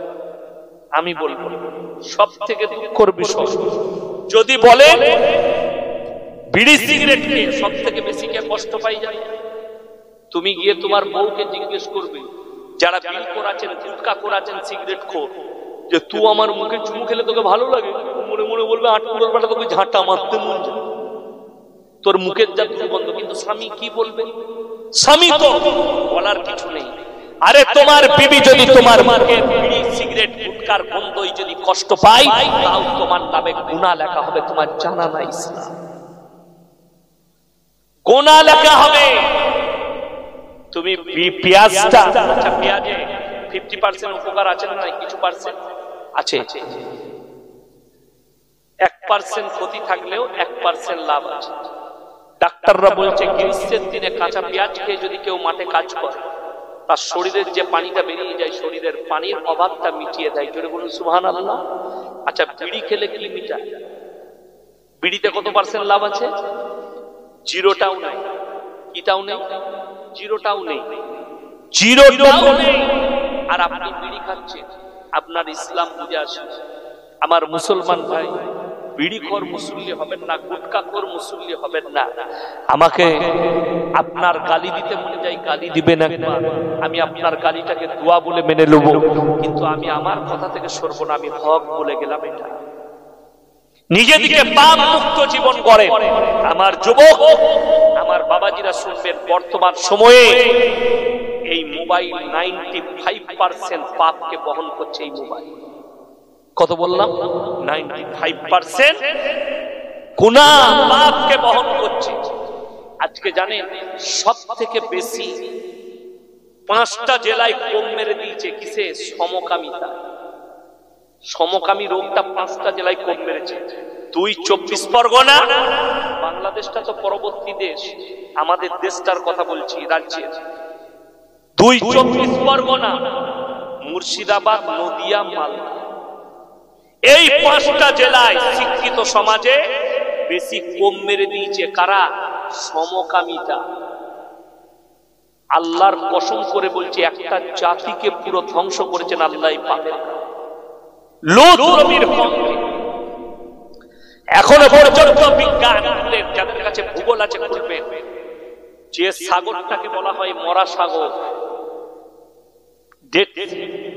ওই জায়গায় লূত নবীর কওমকে পাল্টানো হয়েছিল, যেখানে আজ পর্যন্ত একটা পোকা মাকড় পর্যন্ত জন্মায় না, তারা এতটা অভিশপ্ত। কোরআনে আল্লাহ লাকির টেনে দিয়েছে। শুনে রে আমার যুবক আর যুবতী, আমি অনুরোধ করে বলবো দেশের প্রধানমন্ত্রীকে, বাংলাদেশের প্রধানমন্ত্রীকে, পৃথিবীর যতগুলো সমকামী আছে তাদেরকে খালি একটা দ্বীপে নাইলে একটা দেশে ভরে দাও, একটা আলাদা দেশ দিয়ে দাও। বেশি দিন লাগবে না, একটা দশক লাগবে। 10 বছরের ভেতরে এদের নাম নিশানাটা মিটে যাবে। কেন? এদের দ্বারা তো বাচ্চা পয়দা হবে না। সমকামী যারা আছে, আল্লাহ এত সুন্দর শুনেলেন, কোরআনের লাকির টেনেছে, কলম টেনে দিয়েছেন কোরআনে। আমার আল্লাহ 2 জন নবীর বিবি জাহান্নামী। কজন বললাম? 2 জন, হযরতে নূহ নবী আর হযরতে লূত নবী। এই 2 জনের বিবিকে জাহান্নামে দেব। এরা নবী হওয়ার পরও আটকাতে পারবে না, আল্লাহ কলম লাকির টেনে দিয়েছে। ফিরাউন জাহান্নামী না জান্নাতি? তাড়াতাড়ি জাহান্নামী। তার বিবি কিন্তু আল্লাহ ঘোষণা করে দিয়েছেন জান্নাতি। জোরে বলুন সুবহানাল্লাহ। আল্লাহর কুদরত, জান্নাতে যাবে। আমার মুসলমান ভাই, আমি আপনাকে অনুরোধ করছি, সবাই পাপ মুক্ত জীবন গড়বে। যাদের মনে মনে হচ্ছে আমি পাপ মুক্ত জীবন করতে পারছি না, তাদেরকে আমি একবার অনুরোধ করব, 40 দিন খালি টানা তাহাজ্জুদের নামাজ পড়ো, পাপ মুক্ত জীবন গড়ে যাবে। 40 দিন তাহাজ্জুদের নামাজ পড়ো। আমার কথা শুনে, আমাদের দেশের মেয়ে পাচালি একটা ফতোয়া আছে, হাদিসুন নিসা, কি জানেন? অল্প বয়সী ছেলে মেয়েদিকে কি করতে নাই? তাহাজ্জুদ পড়তে নাই, জেন ধরবে। জোরে বলুন নাউজুবিল্লাহ। এগুলো হচ্ছে হাদিসুন নিসা। কে বললে? শুনেলেন আমার যুবক যুবতীরা, যুবক বয়সে যারা ইবাদত করবে সেই ইবাদতটা আল্লাহর কাছে বেশি গ্রহণযোগ্যতা আনবে। জোরে বলুন সুবহানাল্লাহ। ইয়ং অবস্থায় তোমরা কি করবে? ইয়ং অবস্থায় ইবাদত করো। এই বয়সে আমার ভাই, আপনাদেরকে অনুরোধ করে বলছি, কেউ পাপেতে লিপ্ত হবেন না। জোরে বলুন ইনশাআল্লাহ। ইসলামে সুদ খাওয়া কি বাবা? হারাম। সুদ খাবেন না। লটারি কাটা হারাম। আপনি একটা জিনিস বুঝবেন, আমাদের সমাজে সব থেকে কম বেতন কার? ইমামে। আপনাদের ইমাম সাহেবের বেতন কত? দাঁড়ান, কত? 8,000 টাকা। ছেড়ে দেন, আপনি 15 দিবেন, 20 দিবেন, আলাদা কথা। এখন 8,000 নয়, আমি 10,000 ধরলাম মিনিমাম একটা ইমামের বেতন। আপনারা বলুন, আপনি 30,000 টাকা মাসে রোজগার করেন, আপনাকে যদি বরকতের জন্য লটারির টিকিট কাটতে হয় ইমামকে, তাহলে কটা কাটতে হবে? কথাটা বুঝতে পারেননি? ডবল কাটা দরকার। আল্লাহর কসম করে বলছি, ইমামকে 8,000 বেতন দেই, তার প্রতি আল্লাহ এত বরকত দিয়েছে, তার সংসার চলছে, সুখে আছে, ভালো খাচ্ছে, আর তোমার 30,000 রোজগার, তারপরও তোমাকে লটারি কাটতে হবে। খুদার গজব নাজিল হচ্ছে তোমার উপরে। আর আমি বলে যাচ্ছি আল্লাহর কসম, লটারির পয়সা, সুদের পয়সা, লোকের মেরে নেওয়া পয়সা, এগুলো হালাল নয়। এই পয়সায় সুখ নাই। সুখ আছে? সুখ নাই। এরপর চলুন, এইগুলো হচ্ছে পাপ। কোরআনে আছে ইন্নাল মুবাদদিরিন কানু ইখওয়ানা শায়াতিন, যারা অপব্যয় করে তারা শয়তানের ভাই। লটারিটা কিন্তু অপব্যয় না? অপব্যয় নয়, লটারিটা অপব্যয়। তারা শয়তানের ভাই। শয়তানি জান্নাতি না জাহান্নামী? বাবা জাহান্নামী। তার ভাই যারা হবে তারা কি করে জান্নাতে যাবে? কথাটা বুঝতে পারেন? তুমি লটারি কাটছো, তুমি কি করে জান্নাতে যাবে? আরে আমার জলসায় আছে, লটারি কেটে 5 ওয়াক্তের নামাজ পড়ে, কোঁচড়ে লটারির টিকিট লুঙ্গিতে গুঁজে নিয়ে নামাজ পড়ছে। আর নামাজের পরে হুজুর যখন দোয়া করছে, হুজুর তো রব্বানা আতিনা ফিদ দুনিয়া শুরু করেছে, আর এই শুরু করেছে আজকে ঘরটা লেগে যায়, আজকে যেন এক কোটি লেগে যায়, আল্লাহ লাগিয়ে দাও কোনোরকম, তারপরে আর ছেড়ে দেবো। এই দোয়া চলছে তোমার। নাউজুবিল্লাহ, আল্লাহ হেফাজত করুক। আমার বাবাজিরা, লটারির টিকিট শুনেলেন, টাকা থাকলে খেতে পাওয়া যায় না। টাকা থাকলে খেতে পাওয়া যায়? এ টাকায় সুখ আছে? যারা মনে করছেন টাকায় সুখ আছে, তারা একবার অর্পিতাকে গিয়ে জিজ্ঞেস করো টাকায় কত সুখ। বুঝতে পারেন? বুঝতে পারেন? ও বলে দিবে কত সুখ আছে। আল্লাহর কসম করে বলছি, সুখ টাকার দ্বারা পাওয়া যায় না, সুখ আল্লাহর তরফ থেকে আসে। যারা মনে করছে হুজুর খেটে খায়, হুজুর পয়সা নেই, হুজুর আমরা চাষিবাসী লোক, আল্লাহ আমাদের পয়সা দেয়নি, আমরা কি সুখে? আল্লাহর কসম করে বলছি, রাতের বেলায় এশার নামাজ মসজিদে পড়েছেন, বিবির কাছে খানা খেয়ে, বিবির সঙ্গে এক দাস্তারখানে খানা খেয়ে বিবির গলায় হাত রেখে ফজর পর্যন্ত ঘুমাতে পেরেছেন। ফজরে উঠে হাতটা তুলে আল্লাহর কাছে কাঁদবেন, আল্লাহ তোমার থেকে এর থেকে বড় কৃপা আর কিছু হতে পারে না, যে আমার বিবির সাথে যাদিকে মনে করছো কোটিপতি, যাদিকে মনে করছো কলকাতা ফ্ল্যাটে আছে, রাত 2টোর সময় স্বামী, করোড়পতি স্বামী মদ খেয়ে ঢুকে, এরকম ঘরে সোফা লাগানো আছে, মদ খেয়ে এসে আন্ডার প্যান্ট পরে, আর বউ শুয়ে আছে কুকুরের সাথে। এটা আমি মিথ্যা বলি? এটার নাম কিন্তু সুখ নয়। আসল সুখ হচ্ছে কি? স্বামী স্ত্রী গলা ধরে ঘুমাবে। শুনেলেন, যে স্বামী আর যে স্ত্রী মুখে মুখ লাগিয়ে সারা রাত গল্প করতে করতে হেসে হেসে ঘুমিয়ে যায়, আল্লাহর ফেরেশতারা তাদের জন্য মাগফিরাতের দোয়া চায়। জোরে বলুন সুবহানাল্লাহ। বিবির সঙ্গে চলুন। এরপরে আমি চ্যাপ্টারটা শেষ করব। পাপ থেকে সবাই নিজেদেরকে মুক্ত করব। জোরে বলুন ইনশাআল্লাহ। এটা দ্বিতীয় নম্বর। তৃতীয় নম্বর, ওয়াল্লাযীনা হুম লিয-যাকাতি ফাইলুন, তারা যেন যথাযথভাবে যাকাত প্রদান করে। যাদের যাকাত ফরজ হয়েছে, যাকাত অবশ্যই দিবেন। সকলে জোরে বলুন ইনশাআল্লাহ। এরপরে চতুর্থ নম্বরটা মারাত্মক, ওয়াল্লাযীনা হুম লিফুরুজিহিম হাফিজুন, নারী পুরুষ উভয়ে শুনবে, তারা যেন তাদের লজ্জা স্থানের রক্ষণাবেক্ষণ করে। আল্লাহ যে যৌবনটা দিয়েছে আমার পুরুষে, আমার বিবাহিত অবিবাহিত যুবকরা, সেই যৌবনটা তোমরা হারাম জায়গায় খরচ করো না। ওই যৌবনটার অধিকার একমাত্র কার? সকলে বলুন স্ত্রী।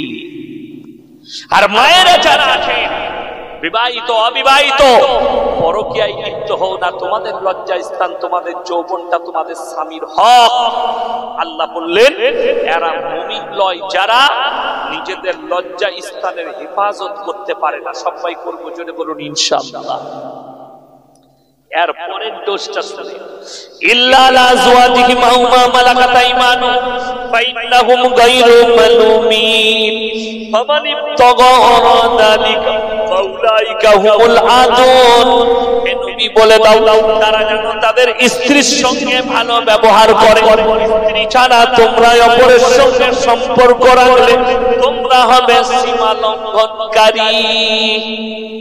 আমাদের পুরুষদের একটা রোগ আছে, ঘরে একটা বউ, বাজারে আর একটা, ওটা হচ্ছে হ্যালো কামিয়ার আইনা।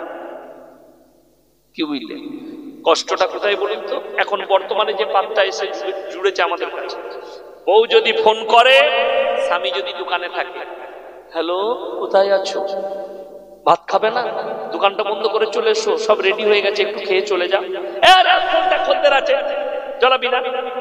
ও হযরতের এত পাওয়া। স্বামী তো স্ত্রী রেখে দিয়েছে ফোনটা, আমার স্বামী রেগে গেছে, কিছুই মনে করে। আর যদি দীপালি সিপালি ফোন করে, হ্যালো কি করছো, ভালো আছো, খেয়েছো, কি নেবেন দাদা, ওটা 40 টাকা। হারাম করে 3 ঘন্টা কথা বলছে, বিরক্ত নাই? স্ত্রীর সঙ্গে 1 মিনিট কথা বললে বিরক্ত? হাসি লয়, বিরাট ডোজ এটা। এই পাপে লিপ্ত হচ্ছে সমাজ। আল্লাহ কোরআনে বললে এরা হচ্ছে সীমা লঙ্ঘনকারী, আল্লাহ পাকড়াও করবে কিয়ামতের দিন।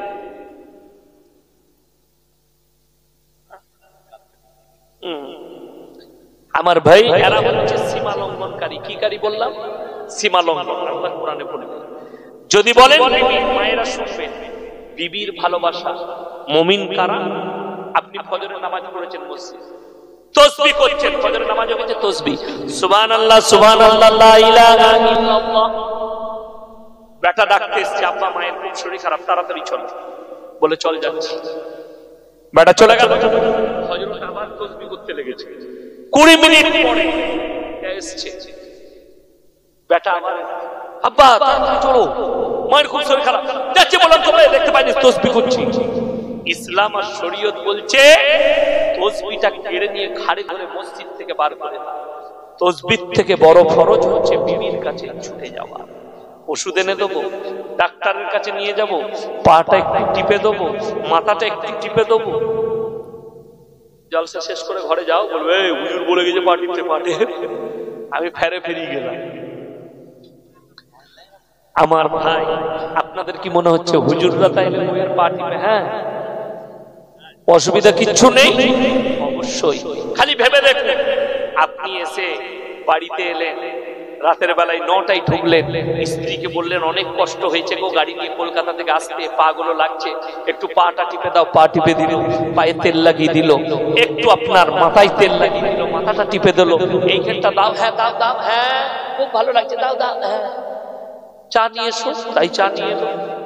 কিন্তু কষ্টের বিষয়, স্বরূপনগর বাজার থেকে সন্ধ্যেবেলায় এসে দেখছে বিবি শুয়ে আছে। তুমি শুয়ে আছো কেন? শরীর খুব খারাপ, একবার পা গুলো টিপে দাও, 2বার পায়ে করে দিয়ে বলছে রোজ পায়ে লাগে। এটা কিন্তু পুরুষদের, বিবিদের আলাদা। আপনি বিবির পা টিপে, আজকে মায়েরা দোয়া করছে এই গ্রামে, দারুণ হুজুর এনেছিস, আজ দেখবো তোরা ঘরে। কিন্তু আমি অত মুখা মলবি লয়, আমি আপনাদেরকে ফেরে ফেলি যাব না, উদ্ধার করে। কি বুঝলেন? চলুন, আমি যেটা বলছি মুমিনদের আখলাক। হ্যাঁ, বিবির খিদমত করবেন, বিবিরা যেভাবে আপনার খিদমত করে। আল্লাহ কোরআনে বললে তোমাদের স্ত্রীকে তোমাদের জন্য খেতি বাড়ি করা হবে। আমার ভাই, যাদের স্ত্রী মারা গেছে থাকলে তাকে একবার পার্সোনাল জিজ্ঞেস করো, তোমার বিবি কত বড়, স্ত্রী কত বড় আল্লাহর নিয়ামত। যার বিবি থাকতে বিবি মারা গেছে সে জানে। অনেক বয়স্ক লোকের বউ মারা গেলে দেখবেন মাঝে মাঝে ধিৎকারে বলে, আমার যা হবে হবে, একটা বউ দেখতো আমি বিয়ে করব, বলে না? বলে না? এটা কিন্তু সে এমনি বলে না, যখন তার স্ত্রীর কথা প্রয়োজনটা মনে করে, কষ্ট পায়, তখন সে বলে আমাকে বিয়ে করতে ইচ্ছা যাচ্ছে। এই হুজুররা জলসা করে আমরা যাই, আমার যতক্ষণ না ঘুম আসে ততক্ষণ আমার বিবি পা টিপে দেয়। এটা কি সহজ? বড় কষ্ট লাগে। বিবির পাশে শুয়ে আছে, বিবির মাথায় লাগলে শুয়ে শুয়ে মাথাটা টিপে দেয়। দুপুর বেলায় দস্তরখান দিয়েছে, বিবি জোহরের পরে খানা খেতে বসেছে, বিবি বললে, হ্যাঁ গো তরকারি কেমন হয়েছে? স্বামী ইমানদার সে যে বলবে মারাত্মক হয়েছে, মনে হচ্ছে তোমার আঙুলটা চেটে খেয়ে নিয়ে। বিবি যখন খেয়ে দেখবে তরকারি খারাপ হয়েছে, মনে মনে ভাববে আমার স্বামীর থেকে বড় ওলি কেউ নাই। আমাদের দেশের কিছু এমন নেমো খারাপ আছে, তরকারি খারাপ হলে ছুড়ে দিলে। ঠিক বললাম না ভুল বললাম? এরা কখনো মুমিন নয় যারা বিবির ওপরে তরকারি নিয়ে খাবার নিয়ে অত্যাচার করে। চুলো ভেঙে দেয়, মাশাআল্লাহ। এই চুলো ভাঙা মালু আছে তাহলে এখানে, বড় কষ্টের বিষয় না বাবা। চুলো ভাঙো না, একদিন 30 দিন রান্না করছে। শুনেলেন? আপনারা অনেকে জানেন না, আমি তো বক্তার ছেলে, আলেমের ছেলে, কি বুঝলেন, ছোট থেকে মানুষ হয়েছি। তো আমি মাঝে মাঝে দেখতাম 10-12টা মেহমান চলে এসছে আব্বাজির কাছে, বাড়ির ভাত শেষ হয়ে গেছে, মা খেতে পাইনি। মা মুড়ি খেয়ে দিত, কিন্তু কোনোদিন বলতো না যে আমি খেতে পাই। এটা দেখে বুঝতে পেরেছি যে মায়েরা এত বড় কুরবানি দেয়। আপনি বন্ধু সাথে করে নিয়ে চলে এলেন, আমার বন্ধু এসছে ভাত দাও, দুজনার ভাত রাখা আছে, স্বামী আর স্ত্রী দুজনকে খাইয়ে দিল। স্ত্রী উপোস মুড়ি খেয়ে কাটিয়ে দিল, বিস্কুট খেয়ে। স্বামীকে বলে না যে আমি ভাত খাইনি। ঠিক বললাম না ভুল বললাম? কিন্তু স্বামী যদি একদিন ভাত না পায়, হ্যাঁ গো আজকে শেষ হয়ে গেছে, কিছু মুড়ি খেয়ে এলাম, কি কথা বলছি, মুড়ি খেলে কিছু তো বিবিকে মার। ঠিক বললাম না ভুল বললাম? মুমিন হও মায়েরা। এরপর তোমরা শোনো, তোমাদের জন্য জান্নাতের 8টা দরজা খোলা থাকবে। কখন শুনেলাম? যখন তোমরা নামাজি, মুসল্লি, দিনদার, পরেজগার, মুত্তাকি হবে, পর্দা পুশিদার মধ্যে আসবে, আর বেশি বেশি করে স্বামীর খিদমত করবে। 1 নম্বর, প্রথমে পর্দার বিষয় মেরে দিয়া, ওটা বেশি ঝামেলা। আমি রাস্তাঘাটে খালি মেয়েদিকে এখন হুজুররা কি দেখতে পাই জানেন? জিজ্ঞেস করুন, সব এরকম, সব মেয়ে। আমি মনে মনে চিন্তা করলাম, আল্লাহ হুজুরদের কথা তাহলে কাজে লাগিয়েছি। তারপরে গবেষণা করে দেখলাম, আল্লাহ এত 2 নম্বরই কি। হ্যালো, তুই কোথায়? বললে আমি গ্রামে আছি। তুই কোথায় আছিস? বললে স্বরূপনগর বাজারে আছি। ভালো করে উন্নাটা বেঁধেলে, ভালো করে উন্না বেঁধেতে খালি চোখ বেরিয়ে আছে। অ্যাপাচি গাড়ি করে পালিয়ে গেল। লোকরা বলে কাকে নিয়ে গেল? বলে বুঝতে পারিনি, মুখটা বাঁধা ছিল। এর নাম হচ্ছে প্রেমের পর্দা। আর আমার আল্লাহ কোরআনে যেটা বললেন, ওয়াজরিব কুমুরিহিন্না আলা জুনুবিহিন, হে নারী তুমি পর্দা নির্ধারিত করো, তোমরা কোনোদিন ধর্ষিতা লাঞ্ছিত হবে না। আপনাকে ইমানদারির সঙ্গে বলবেন, এই যে স্টেজে আমরা প্রথম সারিতে 3 জন ভাই বসে আছি, আমাদের পেট পিট মুখ কিছু দেখতে পাচ্ছে? কথা বলে না, দেখতে পান? এই দেখেন, আমি ভেতরে একটা টি শার্ট পরে আছি না? আমি গরমকালেও পরি, শীতকালেও পরি। এটা আমার নিয়ম। আমি যখন গোসলখানায় ঢুকি, গোসলখানার ভেতরে গেঞ্জি খুলি, গোসল করি, আবার ওখান থেকে আমার কাজের মেয়ে থেকে শুরু করে আমার পরিবারে কেউ এখনো পর্যন্ত আমার শরীর দেখতে পায়। হুজুরের শরীরটা কেমন? বাইরে থেকে দেখেছে, এটা ভেতর থেকে নয়। বড় কষ্ট লাগে। আপনারা যারা এতগুলো মানুষ বসেছেন আমার সামনে, আমিও কারো পেট পিট দেখতে পাই। কষ্টের বিষয়। ফজরের নামাজ পড়েছেন, সকালবেলায় বউকে নিয়ে স্বরূপনগর বাজারে যাবেন, না হলে কলকাতা যাবে, মোটরসাইকেলে করে। বউ পেছনে বসে আছে। বড় কষ্টটা কি জানেন? আপনার ফুল হাত শার্ট, ফুল পান, আপনার পুরো শরীর ঢাকা, আর পেছনে বউ শাড়ি পরে বসে আছে, পেট বেরিয়ে আছে আর পিঠ বেরিয়ে আছে। আপনি জোহরের পরে চা খেতে খেতে বলবেন, আমার থেকে বড় মুমিন কেউ নাই। কথাটা বুঝাতে পারলাম? গায়ে লাগা কথা। কিন্তু রাতের বেলায় যখন শুয়ে ভাববেন, চোখ দিয়ে পানি পড়বে। যে নারীরা হাদিসে আছে অঙ্গ পতঙ্গকে পুরুষের সামনে খুলে বাজারে ঘুরবে, তাদের অঙ্গগুলো আল্লাহ আগুন দিয়ে ঢাকবেন কিয়ামতের দিনে। তুমি তোমার বিবির লেগে চিন্তা করো, তোমার বিবি যদি জান্নাতে তোমার সাথে না যেতে পায়, যাবে কি করে? সর্বপ্রথম শর্ত হচ্ছে নারীদের জন্য পুরো শরীরকে ঢেকে দেওয়া, শরীর ঢাকা। দ্বিতীয় নম্বর শুনে নেবেন, ইনি আর আমি অন্তরের বন্ধু। কিসের বন্ধু বললাম? অন্তরের বন্ধু। ইনি আমাকে বললেন, ইয়ার কি অন্তরের বন্ধু হলে ইয়ার কি হয়? মজাক মজাক। ইনি আমাকে মজাক করে বলছে, ইয়াসিন ভাই তোমার বইয়ের ব্লাউজের সাইজ কত? আচ্ছা আপনারা বলেন, সম্পর্ক থাকবে না ছিন্ন হবে? ছিন্ন হবে। এই বাঁশটা কিন্তু কঠিন বাঁশ, সবাই নিতে পারবে না। ওই জন্য আমি আমাদের কাছ থেকে উদাহরণটা শুরু করলাম, না হলে বলবেন হুজুর আমাদিকে বলছে। তোমার বন্ধু তোমাকে বলেছে যে তোমার বইয়ের ব্লাউজের সাইজ কত, তুমি সম্পর্ক ছিন্ন করলে রেগে গেলে, লজ্জা শরম নেই তোমার বউ বাজারে গিয়ে পর পুরুষের দোকানে গিয়ে বলছে একটা 36 সাইজের ব্লাউজ দেন তো দাদা, একটা পর পুরুষ দাঁড়িয়েছে, তখন তোমাকে লজ্জা লাগে? কথাটা বোঝার কথা না? তোমার বউ গিয়ে ভেতরের জিনিসগুলো দোকানিকে সাইজ বলে কিনছে, তোমার লজ্জা লাগে না? তোমার বন্ধু জিজ্ঞেস করেছে এতে তোমার ক্ষতি হয়ে গেছে, লজ্জা লেগেছে, আর তোমার বউ গিয়ে ডাইরেক্ট একটা পর পুরুষের কাছে কেনাকাটা করছে, তোমার লজ্জা? আমি অনুরোধ করে যাচ্ছি, ইসলামটাকে মন চায় জিন্দগি করবেন না, রব চায় জিন্দগি করবেন। সবাই কোরআন হাদিস মোতাবেক আমল করবো, জোরে বলুন ইনশাআল্লাহ।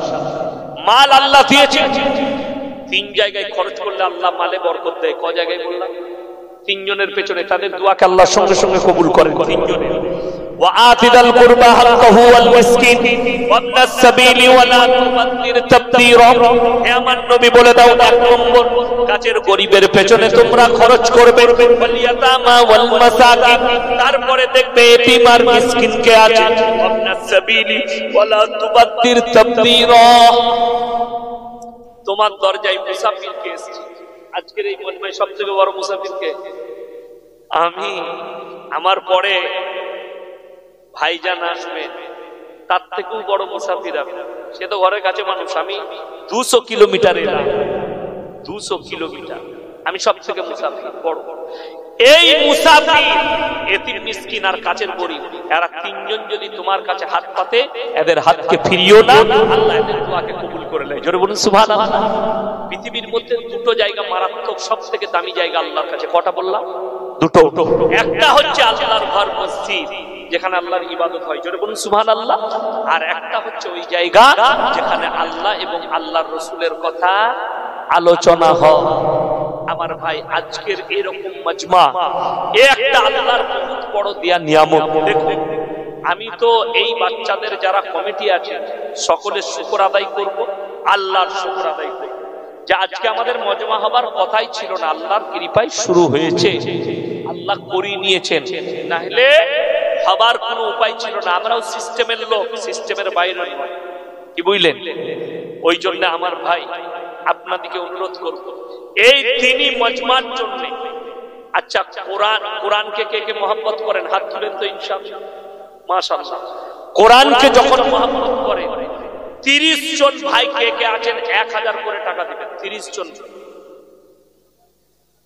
আমি চাইব 30 জন আল্লাহর বান্দা, এরপরই আসবেন বক্তা। আমি বেশিক্ষণ সময় দেব না আপনাকে, খালি আমি 30টা যারা হাত তুলেছেন কোরআনের মহব্বত, 30 জন ভাই ফটফট করে বলুন 1000 করে টাকা কে কে? তাড়াতাড়ি বলুন। নম্বর 1 কে আছে? নম্বর 1 কে আছেন? 1 নম্বর, মাত্র 1000 করে টাকা বলেছে। মুফাজ্জিল হোসেন 1000 টাকা। মাশাআল্লাহ, আল্লাহ আপনার দানকে কবুল করুক, নেক নিয়তকে আল্লাহ পুরো করুক, কারোবারে আল্লাহ বরকত দেখ, রুজি রোজগার আল্লাহ বরকত দেখ। আমার ভাই, দ্বিতীয় নম্বরটা কে আছে? কি নাম বাবু? ওই যে কি নাম দিল? ওই যে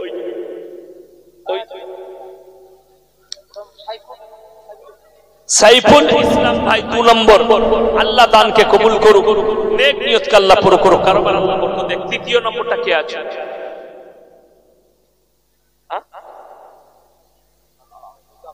আচ্ছা, আব্দুল হাই ভাই, মাশাআল্লাহ, আপনার হায়াত তারাস জানে মালে